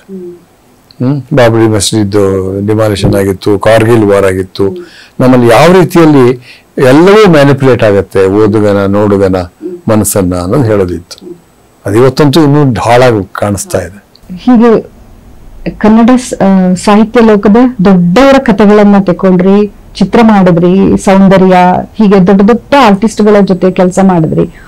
ಆದ್ರೂ ಎಲ್ಲೋ ಇವ್ರ ಜೊತೆ ನಾನು ಮಾಡ್ಬೇಕಿತ್ತು, ನಂಗೆ ಆಗ್ಲಿಲ್ಲ. ಈಗ ಕಾದಂಬರಿ ತಕೊಳ್ಳಿ, ಮಾಡ್ಲಿಕ್ಕೆ ಆಗ್ಲಿಲ್ಲ ಅಂತ ಹೇಳಿದ್ರಿ. ಹಾಗೆ ಯಾರ ಜೊತೆಗಾದ್ರು ನಿಮ್ಗೆ ಇವರನ್ನ ಆರ್ಟಿಸ್ಟ್ ಆಗಿ ತಕೊಂಡು ಕೆಲಸ ಮಾಡ್ಬೇಕಿತ್ತು ಅಂತ ಅನ್ಸಿತ್ತು? ಕನ್ನಡ ಚಿತ್ರರಂಗ ಇರ್ಬೋದು, ಅಥವಾ ಇನ್ನು ಹಿಂದಿ ಚಿತ್ರರಂಗದ ಯಾರಾದ್ರೂ? ನಾನು ನಟರಿಗಷ್ಟು ಮಹತ್ವ ಕೊಡಲ್ಲ. ಯಾಕಂದ್ರೆ ನಟರನ್ನ ಪಾತ್ರಗಳಾಗಿ ಬದಲಾಯಿಸುವ ಇದು ನಿರ್ದೇಶನ ಕೈಯಲ್ಲಿದೆ. ನನಗೆ ಸಿನಿಮಾ ನಟರನ್ನು ತಗೊಂಡ್ರೆ, ಸಿನಿಮಾದಲ್ಲಿ ಪರಿಣಿತಿ ಇರುವ ನಟರನ್ನು ತಗೊಂಡ್ರೆ ಅಡ್ವಾಂಟೇಜ್ ಏನು ಅಂದ್ರೆ, ನೀವು ಅದ್ರಿಗೆ ಬೇಸಿಕ್ಸ್ ಹೇಳ್ಕೊಡಕ್ಕಾಗಲ್ಲ. ನೀವು ಒಂಚೂರು ಸಿಟ್ಟು ಬರುತ್ತೆ ಅಂತ ಅವ್ರಿಗೆ ಗೊತ್ತು, ಮುಖದ ಯಾವ ಭಾವನೆಗಳನ್ನ ಹೇಳೋದ್ರ ಮೂಲಕ. ಸೊ ಆ ರೀತಿ ನಿಮ್ಮ ಇದು ಸುಲಭ ಆಗ್ತದೆ. ಹೊಸದು ತಗೊಂಡಾಗ ಅಡ್ವಾಂಟೇಜ್ ಏನು ಅಂದ್ರೆ ಫ್ರೆಶ್ನೆಸ್ ಇರುತ್ತೆ. ನಾವು ಹೇಳಿದ್ದನ್ನು ಕೇಳಿಸ್ತಾರೆ, ಅಲ್ಲ ಅವರು ಬರೀ ಅವರ ಫಿಸಿಕಲ್ ಅಪಿಯರೆನ್ಸ್ ಅಲ್ಲೇ ಇವರು ಆ ಪಾತ್ರವಾಗಿ ಕಾಣ್ಬಿಡುತ್ತೆ. ಏನಾಗುತ್ತೆ, ಈಗ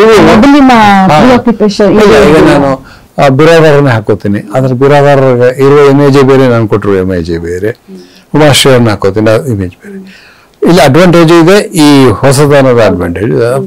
ಟೋಟಲಿ ಗುಲಾಬಿ ಟಕೀಸ್ ಎಲ್ಲರೂ ಲೋಕಲ್ ಇವ್ರ ಜೊತೆಗೆ ವರ್ಕ್ ಮಾಡಿದೆ. ಯಾರಿಗೂ ನೀವು ಯಾರು ನೋಡಿರಲ್ಲ, ಹಾಗಾಗಿ ಅದಕ್ಕೂ ತರುವ ಒಂದು ಹೊಸತನ ಇದೆಯಲ್ಲ, ಫ್ರೆಶ್ನೆಸ್, ಅದು ಅಡ್ವಾಂಟೇಜ್. ಅದು ಸುಲಭ ಅಂತ ಹೇಳ್ತೀರಿ? ಸುಲಭ ಅಲ್ಲ, ಅದು ಈ ಒಂದು ಇಮೇಜ್ಗೆ ಎರಡು ಕ್ವಾಲಿಟಿ ಇರುತ್ತೆ. ಒಂದು ಅದರ ಅಪಿಯರೆನ್ಸ್, ಒಂದು ಅದರ ಎಕ್ಸ್ಪ್ರೆಸಿವ್ನೆಸ್. ಇಲ್ಲಿ ನಟನ ಇಟ್ಕೊಂಡು ಆ ಎಕ್ಸ್ಪ್ರೆಸಿವ್ನೆಸ್ ಸುಲಭ ಬಂದ್ಬಿಡುತ್ತೆ, ಅವ್ರಲ್ಲಿ ಬರಲ್ಲ. ನಾನೇ ಒಬ್ಬ ನಟರ ಹತ್ರ ಹೇಳ್ದಾಗ ನೀವು ಸಿಟ್ಟು ಬರುತ್ತೆ ಅಂದೆ. ಸಿಟ್ಟು ಹೇಗೆ ಬರುತ್ತೆ ಕೇಳಿದ್ರು. ಸಿಟ್ಟು ಹೇಗೆ ಬರುತ್ತೆ ನೀವು ಹೆಂಗೆ ಹೇಳ್ತೀರಾ? ನನಗೆ ಒಂಥರ ಸಿಟ್ಟು, ನಿಮ್ಗೆ ಒಂಥರ ಸಿಟ್ಟು. ಅದಕ್ಕೆ ಬಹಳ ಕಷ್ಟಪಟ್ಟು ಅವ್ರಿಗೆ ಅರ್ಥ ಮಾಡಿಸ್ಬೇಕಾಯ್ತು. ಸಿಟ್ಟು ಯಾವ ರೀತಿ, ಸಿಟ್ಟು ಇನ್ಯಾರೊಬ್ರಿಗೆ ಸಿಟ್ಟು ಬರ್ಬೋದು, ಕೈಯೆಲ್ಲ ಕಾಲಲ್ಲದು ಹೇಳಿದ್ರೆ ಸಿನಿಮಾದಲ್ಲಿ ಮುಖದಲ್ಲಿ ಬರಬೇಕು ಭಾವನೆಗಳು. ಅದು ಹೇಳಕ್ಕೆ ಅವ್ರಿಗೆ ಗೊತ್ತಾಗಿಲ್ಲ. ಕೆಲವರಿಗೆ ಹುಬ್ಬುಗಂಟಕ್ಕೆ ಹೇಳಿದ್ರೆ ಹುಬ್ಬುಗಂಟಕ್ಕೆ ಬರಲ್ಲ. ಈ ಥರದ ಸಿನಿಮಾದಲ್ಲಿ ಬರಲ್ಲ. ಸಿನಿಮಾದಲ್ಲಿ ಈ ಸಮಸ್ಯೆ ಬರೋದಿಲ್ಲ, ಯಾಕಂದ್ರೆ ಎಷ್ಟೋ ಸಿನಿಮಾದಲ್ಲಿ ಮಾಡಿರೋದ್ರಿಂದ ಬಹಳ ಸುಲಭವಾಗಿ ಮಾಡ್ತಾ ಇರ್ತಾರೆ. ಪಿಚ್ ಮಾತ್ರ ಒಂದು ಡಿಫ್ರೆನ್ಸ್. ಅವ್ರದ್ದೊಂದು ಪಿಚ್ ಬೇರೆ ಇರುತ್ತೆ, ನಮ್ಮ ಥರ ಸಿನಿಮಾಗಳು ಪಿಚ್ ಬೇರೆ ಇರುತ್ತೆ. ಅದನ್ನು ಟ್ಯೂನ್ ಮಾಡ್ಕೊಂಡ್ಬಿಟ್ರೆ ಎಲ್ಲ ನಟರ ಜೊತೆಗೂ ಫಸ್ಟ್ 1 day ಅಥವಾ 2 days ಟ್ಯೂನ್ ಅಪ್ ಆಗ್ಬಿಡ್ತಾರೆ ನಮ್ಮ ಇದಕ್ಕೆ, ಆಮೇಲೆ ಸಮಸ್ಯೆ ಇಲ್ಲ. ಯಾವ ನಟರ ಜೊತೆಗೆ ನನಗೆ ನಟಿಯರು ಕನ್ನಡದಲ್ಲಿ ತುಂಬಾ ಜನ ಜೊತೆ ವರ್ಕ್ ಮಾಡಿದ್ದೀನಿ. ನಾನು ಮಾಡಿದ 4-5 ಜನ ನಟಿಯರ ಜೊತೆಗೂ ವರ್ಕ್ ಮಾಡೋದು ಅನ್ಸಿದ್ದು, ಕನ್ನಡದಲ್ಲಿ ಎಷ್ಟು ಒಳ್ಳೆಯ ನಟಿಯರು ಇದ್ದಾರೆ, ಅದರ ಪೊಟೆನ್ಷಿಯಲ್ ಅನ್ನ ನಾವು ಎಕ್ಸ್ಪ್ಲಾಯ್ಟ್ ಮಾಡಿಲ್ಲ ಅಂತ, ಟ್ಯಾಪ್ ಮಾಡಿಲ್ಲ ಅಂತ. ಯಾಕಂದ್ರೆ ಒಂದು ರೀತಿಯ ಕ್ಲೀಶೇಡ್ ಆದ ಆಕ್ಟಿಂಗ್ ಅಲ್ಲಿ ನಾವು ಬೆಳೆಸಿರ್ತೀವಿ. ಹಾಗೆ ಮಾಡ್ಬಿಟ್ಟು ಹೀಗೆ ಮಾಡಿ ಅಂತಂದ್ರೆ ಅವ್ರಿಗೆಲ್ಲರಿಗೂ ಮಾಡುವ ಶಕ್ತಿ ಇದೆ ಅಂತ. ಅದು ನಿರ್ದೇಶಕನೇ ಬಿಟ್ಟಿದ್ದು, ಅದು ಅವರವರ ಅಭಿರುಚಿಗೆ ಬಿಟ್ಟಿದ್ದು. ನನ್ನ ಆಕ್ಟಿಂಗ್ಗೆ ಎಲ್ಲರೂ ಫಾಲೋ ಮಾಡಬೇಕು ಅಂತ ನಾನಂತೂ ನಿರೀಕ್ಷೆ ಮಾಡಲ್ಲ. ಬಟ್ ನನ್ನ ಸಿನಿಮಾಗಳಿಗೆ ಆ ಥರದ ಆಕ್ಟಿಂಗ್ ಬೇಡ ಅಂತ ಅವ್ರಿಗೆ ಹೇಳ್ತೀನಿ. ನಿಮ್ದು ಪಿಚ್ ಜಾಸ್ತಿ ಇದೆ, ಆ ಪಿಚ್ ಕಮ್ಮಿ ಮಾಡಿ, ನಂಗೆ ಆ ಥರದ ಎಕ್ಸ್ಪ್ರೆಷನ್ಸ್ ಬೇಡ ಅಂತ. ಒಂದು ಕತೆ ನಾನು ಬಹಳ ಸೀರಿಯಸ್ ಆಗಿ ಮಾಡಿ ಟ್ರೈ ಮಾಡಿದ್ರೆ ಆಗಲಿಲ್ಲ. ಅದು ಕಿಂಗ್ ಲಿಯರ್. ನಮ್ಗೆ ಬಹಳ ದೊಡ್ಡ ಆಸೆ ಇತ್ತು, ಯಾಕಂದ್ರೆ ದಕ್ಷಿಣ ಕನ್ನಡದಲ್ಲಿ ಇದರಿಂದ ಪಿತೃ ಸಮಾಜಕ್ಕೆ ಬಂತಲ್ಲ, ಆ ಸಂದರ್ಭದಲ್ಲಿ ಕಿಂಗ್ ಲಿಯರನ್ನು ಇಟ್ಕೊಂಡು ಮಾಡಿದ್ರೆ ಹೇಗಾಗಬಹುದು ಅಂತ ಇಟ್ಕೊಂಡು ಅದು ಡಾಕ್ಟರ್ ರಾಜ್ಕುಮಾರ್ನ ಕೇಳಬೇಕು ಅಂತ ಮಾಡಿದೆ. ನನಗೆ ಅವಾಗ ಅವರ ಫ್ಯಾಮಿಲಿಯ ಪರಿಚಯ ಇರಲಿಲ್ಲ, ಯಾರ ಮೂಲಕ ಹೇಳಿ ಕಳಿಸ್ತೆ, ಅವ್ರು ಹೇಳಿದ್ರೋ ಬಿಟ್ಟರೋ ಗೊತ್ತಿಲ್ಲ. ಕೊನೆಗೆ ಅದು ಬರಲಿಲ್ಲ. ರಾಜ್ಕುಮಾರ್ ಇದು 3 ಜನ ಗಂಡು ಮಕ್ಕಳನ್ನು ಇಟ್ಕೊಂಡು ಅದು ಮ್ಯಾಟ್ರಿಯಾರ್ಕಲ್ ಇಂದ ಪೆಟ್ರಿಯಾರ್ಕಲ್ ಬದಲಾಗುವ ಹಳೆಯ ಸಂತಾನ ಹೋಗಿ ಬಂತಲ್ಲ, ಅದನ್ನ ಇಟ್ಕೊಂಡು ಅದು ಹೇಗೆ ಆಸ್ತಿ ಜಗಳವಾಗಿ ಕಾಣುತ್ತೆ. ಅಂಡ್ ನನಗೆ ಅದ್ರ ಬಗ್ಗೆ ತುಂಬಾ ಏನೇನೋ ಇತ್ತು ಕಲ್ಪನೆ, ಅದನ್ನೆಲ್ಲ ಇಟ್ಕೊಂಡು ಮಾಡ್ಬೋದು. ಅದಾಗಲಿಲ್ಲ ಕೊನೆಗೂ. ನಾನು ಅದನ್ನ, ಯಾಕಂದ್ರೆ ನಮ್ಮ ನಟರಿಗೆ ಆಸಕ್ತಿ ಇದ್ರು ಅವ್ರ ಹಿಂಬಾಲಕರು ಯಾರೋ ಸರ್ ನಿಮ್ಮ ಇಮೇಜ್ ಹಾಳಾಗ್ಬಿಡುತ್ತೆ ಅಂತ ಹೇಳೋ ಇನ್ನೇನೋ ಹೇಳ್ತಾರೆ ಅಂತ. ಅದು ಸ್ವಲ್ಪ ದೊಡ್ಡ ಸಮಸ್ಯೆ. ನಾನು ದೊಡ್ಡ ನಟನ, ದಕ್ಷಿಣ ಭಾರತದ ಒಬ್ಬ ದೊಡ್ಡ ನಟನ ಸಿನಿಮಾ ಕೇಳಕ್ ಹೋಗಿದ್ದೆ. ಅವ್ರು ಹೇಳಿದ್ರು, ಎಲ್ಲ ಕತೆ ಕೇಳಿದ್ಮೇಲೆ ಎಷ್ಟು ಬಜೆಟ್ ಫಿಲ್ಮು ಕೇಳಿದ್ರು. ನಾನು ಬಜೆಟ್ ಹೇಳಿದೆ, ಹಂಗೆ NFTC ಕೊಡೋ ಬಜೆಟ್ ಇಷ್ಟೇ, ಗಿರೀಶ್ ಒಂದು ಕೆಲಸ ಮಾಡು, ಅಷ್ಟು ಬಜೆಟ್ ನಿಂಗೆ ಕೊಟ್ಬಿಡ್ತೀನಿ, ನಾನೊಂದು ಕತೆ ಹೇಳ್ತೀನಿ, ನಾನು ಡೈರೆಕ್ಟ್ ಮಾಡು, ನಾನು ಈ ಸಿನಿಮಾ ಮಾಡಲ್ಲ ಅಂದ್ರು. ನಾನು ಆಯ್ತು ಬಿಡಿ, ನಾನು ಆ ಸಿನಿಮಾ ಮಾಡಲ್ಲ ಅಂತ ಇದ್ದು ಬಂದೆ. ಹಾಗಾಗಿ ಅದೊಂದು ಸಣ್ಣ ಬ್ರಿಡ್ಜ್ ಕನ್ನಡದಲ್ಲಿ ಸಾಧ್ಯ ಆಗಿಲ್ಲ. ಈಗ ಮಮ್ಮೂಟಿ, ಮೋಹನ್ ಲಾಲ್ ಎಲ್ಲ ಅತ್ಲಾಗೆ ಅಡೂರು ಗೋಪಾಲಕೃಷ್ಣ ಸಿನಿಮಾದಲ್ಲೂ ಮಾಡ್ತಾರೆ, ಇತ್ಲಾಗೆ ಶಾಜಿ ಅವ್ರ ಸಿನಿಮಾದಲ್ಲೂ ಮಾಡ್ತಾರೆ. ತುಂಬಾನೇ ಡಿಫ್ರೆಂಟ್ ಆಗಿ ಮಾಡ್ತಾರೆ. ಕನ್ನಡದಲ್ಲಿ ಆಗ್ಲಿಲ್ಲ ಅಂತ ನಾನು ತುಂಬಾ ಜನ ನಟರನ್ನು ಅಪ್ರೋಚ್ ಮಾಡಿದೆ, ಮಾಡಲ್ಲ ಅಂತಂದ್ರು. ಹಾಗೆ ಏನು ವಿಷ್ಣುವರ್ಧನ್ ಅವ್ರ ಜೊತೆ, ಅನಂತನಾಗ್ ಅವ್ರ ಜೊತೆ ಎಲ್ಲರೂ ಒಂದು ಮಾಡ್ಬೇಕು ಅಂತ ಮಾಡಿದೆ. ಈ ತರ ಕಥೆಗಳನ್ನ ನಾವು ಮಾಡಲ್ಲ ಅಂತಂದ್ರು. ಸರಿ, ನಂಗೆ ಸಂತೋಷ. ಇದು ವೈಶಾಲಿ ಅವರು ನಿಮ್ಮ ಜೀವನದ ಒಂದು ದೊಡ್ಡ ಭಾಗ. ಮುನ್ನುಳಿಮೆಯಿಂದಲೇ ಅನ್ನೋ ಒಂದು ಲೇಖನ ನನಗೆ ಸಿಕ್ತು. ಓದುವಾಗ ಪ್ರತಿಭಾವಂತ ನಟಿ, ನಿರ್ದೇಶಕಿ ಎಲ್ಲವೂ ಹೌದು. ಅವ್ರ ಕ್ಯಾಮರಾವನ್ನ ಒಂದು ಕಡೆ ಅರೇಂಜ್ ಮಾಡಿದ್ದನ್ನ ನೋಡಿ ನಿಮ್ಗೆ ಅನ್ಸುತ್ತೆ, ಅಯ್ಯೋ ನಾನು ಇದನ್ನ ಗಮನಿಸ್ಲೇ ಇಲ್ವಲ್ಲ ಅಂತ. ಈ ಪ್ರಶ್ನೆ ನಾನು ಇಲ್ಲಿ ಯಾಕೆ ಕೇಳಿದೆ ಅಂದ್ರೆ, ಸಿನಿಮಾ ಕ್ಷೇತ್ರದಲ್ಲೂ ಕೂಡ ಮಹಿಳೆ ಈಗ ತುಂಬಾ ಕೆಲಸ ಮಾಡ್ತಾ ಇದ್ದಾರೆ. ಆದ್ರೆ ಕೂಡ ಹೆಣ್ಣಿಗೆ ಇಲ್ಲಿ ಕಷ್ಟನಾ? ಈ ಕ್ಷೇತ್ರ ಅಷ್ಟೊಂದು ಬಾಗಿಲು ತೆರೀತಾ ಇಲ್ವಾ? ಇಂಡಿಯಾದಲ್ಲಿ ಕಷ್ಟ. ಇಂಡಿಯಾದಲ್ಲಿ ಅಂತಲ್ಲ, ಜಾಗತಿಕ ಮಟ್ಟದಲ್ಲೂ ಕೂಡ ಕೆಲವೇ ಬಹಳ ಮುಖ್ಯ ನಿರ್ದೇಶಕಿಯರು ಇದ್ದಾರೆ.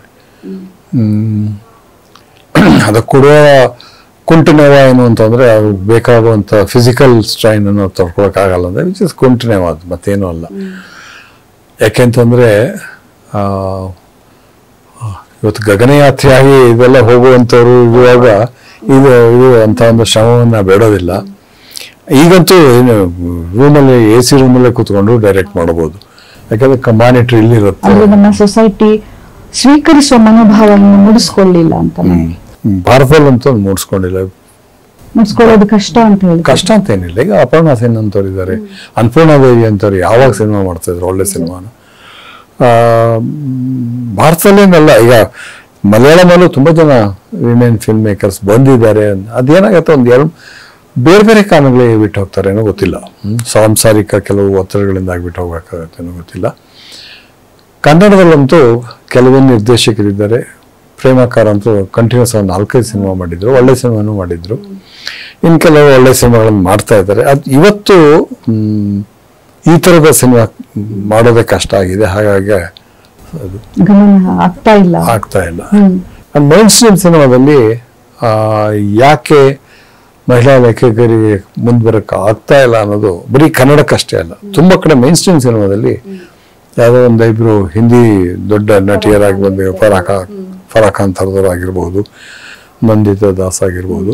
ಬಟ್ ಅದು ಆಗಿಲ್ಲ ಅನ್ನೋದು ನಿಜ. ಯಾಕೆ ಅನ್ನೋದ್ರ ಬಗ್ಗೆ ನಾನು ತಲೆ ಕೆಡಿಸ್ಕೊಂಡಿಲ್ಲ. ಮಾರ್ಕೆಟಿನ ಕೆಲವು ಒತ್ತಡಗಳು ಕಾರಣ ಆಗಿರುತ್ತೆ.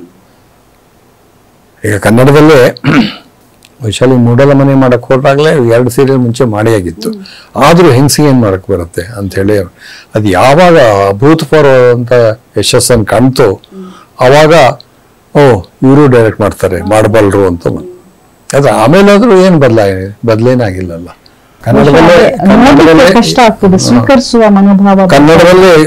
ಅಷ್ಟು ಯಶಸ್ವಿಯಾದಂತ ಇನ್ನೊಂದು ಸೀರಿಯಲ್ ಬಂದಿಲ್ಲ ಅಂತ ಆಗಿತ್ತು.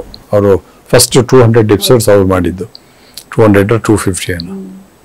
ಅದು ಇಡೀ ಒಂದು ಹಂತದಲ್ಲಂತೂ ಇಡೀ ದಕ್ಷಿಣ ಭಾರತದಲ್ಲಿ ಅತ್ಯಂತ ಹೆಚ್ಚಿನ ವ್ಯೂವರ್ಶಿಪ್ ಇದ್ದಂತ, ಏನಂತಾರೆ TRP ಇದ್ದಂತ ಇದಾಗಿತ್ತು. ಅಷ್ಟಾದ್ರೂ ಕನ್ನಡದಲ್ಲಿ ಇವತ್ತಿಗೂ ಎಷ್ಟು ಜನ ವಿಮೆನ್ ಡೈರೆಕ್ಟರ್ಸ್ ಇದ್ದಾರೆ. ಬಹುಶಃ ಓಪನ್ ಅಪ್ ಆಗ್ತಾ ಇಲ್ಲ. ಸಂದೇಹ ಏನೋ ನಮ್ಮ ಸಂಪ್ರದಾಯ ಮನಸ್ಸು ಅದನ್ನು ಒಪ್ಪಲ್ವೇನೋ ಅಂತ ಅನ್ಸುತ್ತೆ. ಒಂಥರದಲ್ಲಿ ಇನ್ಯಾರೋ ಕತೆ ಹೇಳಿದ್ರು, ನಾನು ಆರ್ಡರ್ ಕೊಟ್ಟರು ತಗೊಳ್ಳಲ್ಲ ಅಂತ. ಡೈರೆಕ್ಟರ್ ಆರ್ಡರ್ ಕೊಡೋದು ಇನ್ಯಾರು ಆರ್ಡರ್ ಕೊಡಕ್ ಸಾಧ್ಯ? ಅವನೇ ಕೊಡ್ಬೇಕಾಗತ್ತೆ, ಅವನೇ ಸೂಚನೆ ಕೊಡ್ಬೇಕಾಗತ್ತೆ. ಅದು ಒಂದು ಕೆಳಗಡೆ ಪೋಸ್ಟ್ ಸಣ್ಣ ಹುಡುಗನೇ ಇರ್ಲಿ, ಒಬ್ಬ ಹೆಂಗಸು ಆರ್ಡರ್ ಕೊಟ್ಟಾಗ ಅವನಿಗೆ ತಕೊಳ್ಳಿಕ್ಕೆ ಕಷ್ಟ ಆಗುತ್ತೆ ಅಂತ. ಅದು ಬಹಳ ದೊಡ್ಡ ಏನಂತಾರ ದುಃಖದ ಸಂಗತಿ. ಇದು ಸಾಕ್ಷ್ಯ ಚಿತ್ರಗಳನ್ನ ಕೂಡ ಮಾಡಿದ್ರಿ ಸರ್. ಸಿನಿಮಾಕ್ಕೂ ಸಾಕ್ಷ್ಯ ಚಿತ್ರಗಳ ಕ್ಯಾಮರಾ ಸೆಟ್ ಒಂದೇ ರೀತಿ ಇದ್ರೂ ಕೂಡ ಅಲ್ಲಿ ಇರುವ ಒಂದಷ್ಟು ಭೇದಗಳು ನಿಮ್ಮ ಪ್ರಕಾರ ಏನು? ನಾನು ವೆಂಕಟೇಶ್ ಕುಮಾರ್ ಅವ್ರ ಮೇಲೆ ಮಾಡಿದ್ರಿ, ನೀವು ಅನಂತಮೂರ್ತಿ ಅವರ ಬಗ್ಗೆ ಕೂಡ ಮಾಡಿದ್ರಿ, ನಾಟ್ ಎ ಬಯೋಗ್ರಫಿ ಅಂತ. ಏನನ್ನ ನೀವು ಹಿಡಿಲಿಕ್ಕೆ ಕಷ್ಟ ಪಡ್ತೀರಿ ಸಾಕ್ಷ್ಯ ಚಿತ್ರದಲ್ಲಿ? ಸಿನಿಮಾದಲ್ಲಿ ಇರುವ ಯಾವ ಸ್ವಾತಂತ್ರ್ಯ ಇಲ್ಲಿ ಇರೋದಿಲ್ಲ. ನನಗೆ ಫಿಲ್ಮ್ಸ್ ಡಿವಿಷನ್ ಡಾಕ್ಯುಮೆಂಟರಿ ಫಿಲ್ಮ್ ಮಾಡಕ್ ಬಂದಾಗ ಅಡೂರು ಗೋಪಾಲಕೃಷ್ಣನ್ ಮೇಲೆ ಮಾಡಿ ಅಂತಂದ, ಅಡೂರು ಹೇಳಿದಂತೆ ಗಿರೀಶ್ ಮಾಡಕ್ ಒಪ್ಪಿದ್ರೆ ನಾನು ಪರ್ಮಿಷನ್ ಕೊಡ್ತೇನೆ ಅಂತ.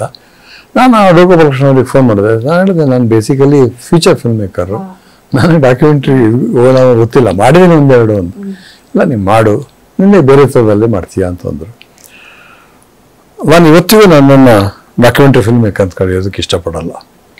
ಅಲ್ಲ, ಯಾಕಂದ್ರೆ ನಾನು ಡಾಕ್ಯುಮೆಂಟ್ರಿ ಫಿಲ್ಮ್ ಮೇಕರ್ ಅಲ್ಲ. ನನ್ನ ಸಿನಿಮಾಗಳೇನಿದ್ರು ವ್ಯಕ್ತಿ ಚಿತ್ರಣಗಳಷ್ಟೇ. ಡಾಕ್ಯುಮೆಂಟ್ರಿ ಫಿಲ್ಮ್ ಮೇಕರ್ ಅಂದ್ರೆ ನನ್ನ ದೃಷ್ಟಿಯಲ್ಲಿ film that ರೀಇಂಟರ್ಪ್ರಿಟ್ real.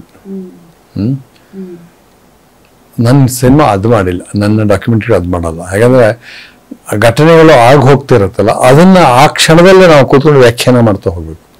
Anand Patwardhan ಅವ್ರು ಮಾಡ್ತಾರಲ್ಲ ಆ ಥರದ್ದು. ನಾನು ಅದಲ್ಲ. ನಾನು ಮಾಡಿರೋ 4 ಸಿನಿಮಾಗಳು, 4-5 ಸಿನಿಮಾಗಳು ಅವು ವ್ಯಕ್ತಿ ಚಿತ್ರಣಗಳು. ಆ ವ್ಯಕ್ತಿ ಚಿತ್ರಣವನ್ನ ಇವರು ಇಲ್ಲಿ ಹುಟ್ಟಿದ್ರು ಇಲ್ಲಿ ಬೆಳೆದು ಅಂತ ಹೇಳಲ್ಲ, ನಾನು ಬೇರೆ ಥರದಲ್ಲಿ ಮಾಡ್ತೇನೆ. ವ್ಯಕ್ತಿಯನ್ನು ಹೇಳ್ದೇನೆ ಅವರ ಕಾನ್ಸೆಪ್ಟ್ಸ್ಗಳನ್ನ, ಅವರ ಐಡಿಯಾಗಳನ್ನ ಮಾಡ್ಕೊಂಡು ಹೋಗ್ತೇನೆ. ನಾನು ಮಾಡಿರೋದು ನಿರಂಜನದಲ್ಲಿ ಒಂದು ಚಿಕ್ಕ ಫಿಲ್ಮ್ ಮಾಡಿದ್ದೀನಿ, ಅದು ಸ್ವಲ್ಪ ವ್ಯಕ್ತಿ ಚಿತ್ರಣ ನನ್ನ ಇದ್ರಲ್ಲಿ ಬರಲ್ಲ. ಬಟ್ ಕೆ ಕೆ ಹೆಬ್ಬಾರ್ ಅವ್ರ ಮೇಲೆ ಪ್ರತಿಭಾ ಲೋಕದಲ್ಲಿ ಒಂದು ಪ್ರಯಾಣ ಅಂತ ಮಾಡಿದ್ದೀನಿ ಇದಕ್ಕೆ ರಾಜ್ಯ ಸರ್ಕಾರಕ್ಕೆ. ಅದು ಅಷ್ಟೇ, ಕೆ ಕೆ ಹೆಬ್ಬಾರ್ ಅವರ ಚಿತ್ರಯಾನ ಏನು ಇದು ಅದರ ಬಗ್ಗೆ ಮಾಡಿದ್ದಾನೆ. ಯಾವ ರೀತಿಯಲ್ಲಿ ಅವರ ಹೊರಗಡೆಯ ಒತ್ತಡದಿಂದಾಗಿ ಅವರ ಶೈಲಿ ಬದಲಾಯ್ತು ಆಯ್ತು ಅಂತ. ನಾನು ಎಲ್ಲೂ ಕಟ್ಟಂಗೇರಿ ಕೃಷ್ಣ ಹೆಬ್ಬಾರು ಇಂತಲ್ಲಿ ಹುಟ್ಟಿದಂತ ಏನೂ ಇಲ್ಲ ಅದರಲ್ಲಿ. ಆನಂತರ ಮಾಡಿದ್ದ ಅನಂತಮೂರ್ತಿ ಬಗ್ಗೆ, ಅದು ಅಷ್ಟೇ ನಾಟ್ ಎ ಬಯೋಗ್ರಫಿ ಮುಂಚೆನೇ ಹೇಳ್ಕೊಂಡ್ಬಿಡ್ತೀನಿ. ಯಾಕೆಂತಂದ್ರೆ ಇಟ್ಸ್ ಅಬೌಟ್ ಅವರ ಐಡಿಯಾಸ್. ಯಾಕಂದ್ರೆ ಅನಂತಮೂರ್ತಿ ಬಹಳ ಮುಖ್ಯ ಕಾಣೋದು ಕೇವಲ ಕಥೆಗಳಿಂದ ಅಥವಾ ಕಾದಂಬರಿಗಳಿಂದಲ್ಲ, ಅವರ ಚಿಂತನೆಗಳಿಂದ ಅವರು ಅದಕ್ಕಿಂತಲೂ ಹೆಚ್ಚು ಮುಖ್ಯರಾಗಿ ನನಗೆ ಕಾಣಿಸ್ತಾರೆ.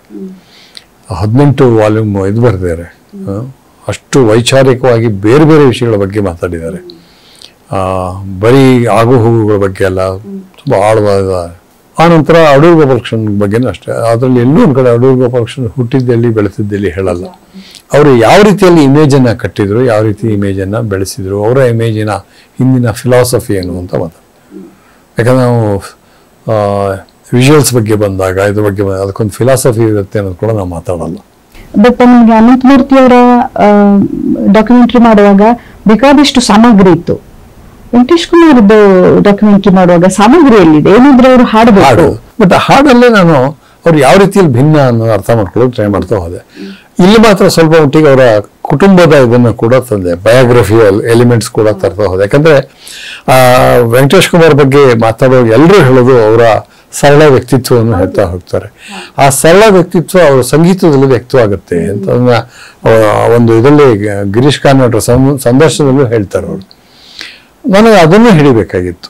ಯಾಕಂದ್ರೆ ಬರೀ ಚಿಂತನೆ ಅಲ್ಲ, ಇಲ್ಲಿ ಚಿಂತನೆ ಅಲ್ಲ, ಬಟ್ ಅವರ ಇದು ವೈಶಿಷ್ಟ್ಯ ಏನು ಅವರ ಸಂಗೀತದಲ್ಲಿ ಅಂತ ಹೇಳ್ತಾ ಅವರು ಯಾವುದೇ ಒಂದು ಇದಕ್ಕೆ ಬದ್ಧರಾಗಲಿಲ್ಲ, ಎಲ್ಲವನ್ನೂ ಮಿಕ್ಸ್ ಮಾಡೋದಕ್ಕೆ ಟ್ರೈ ಮಾಡಿದ್ರು.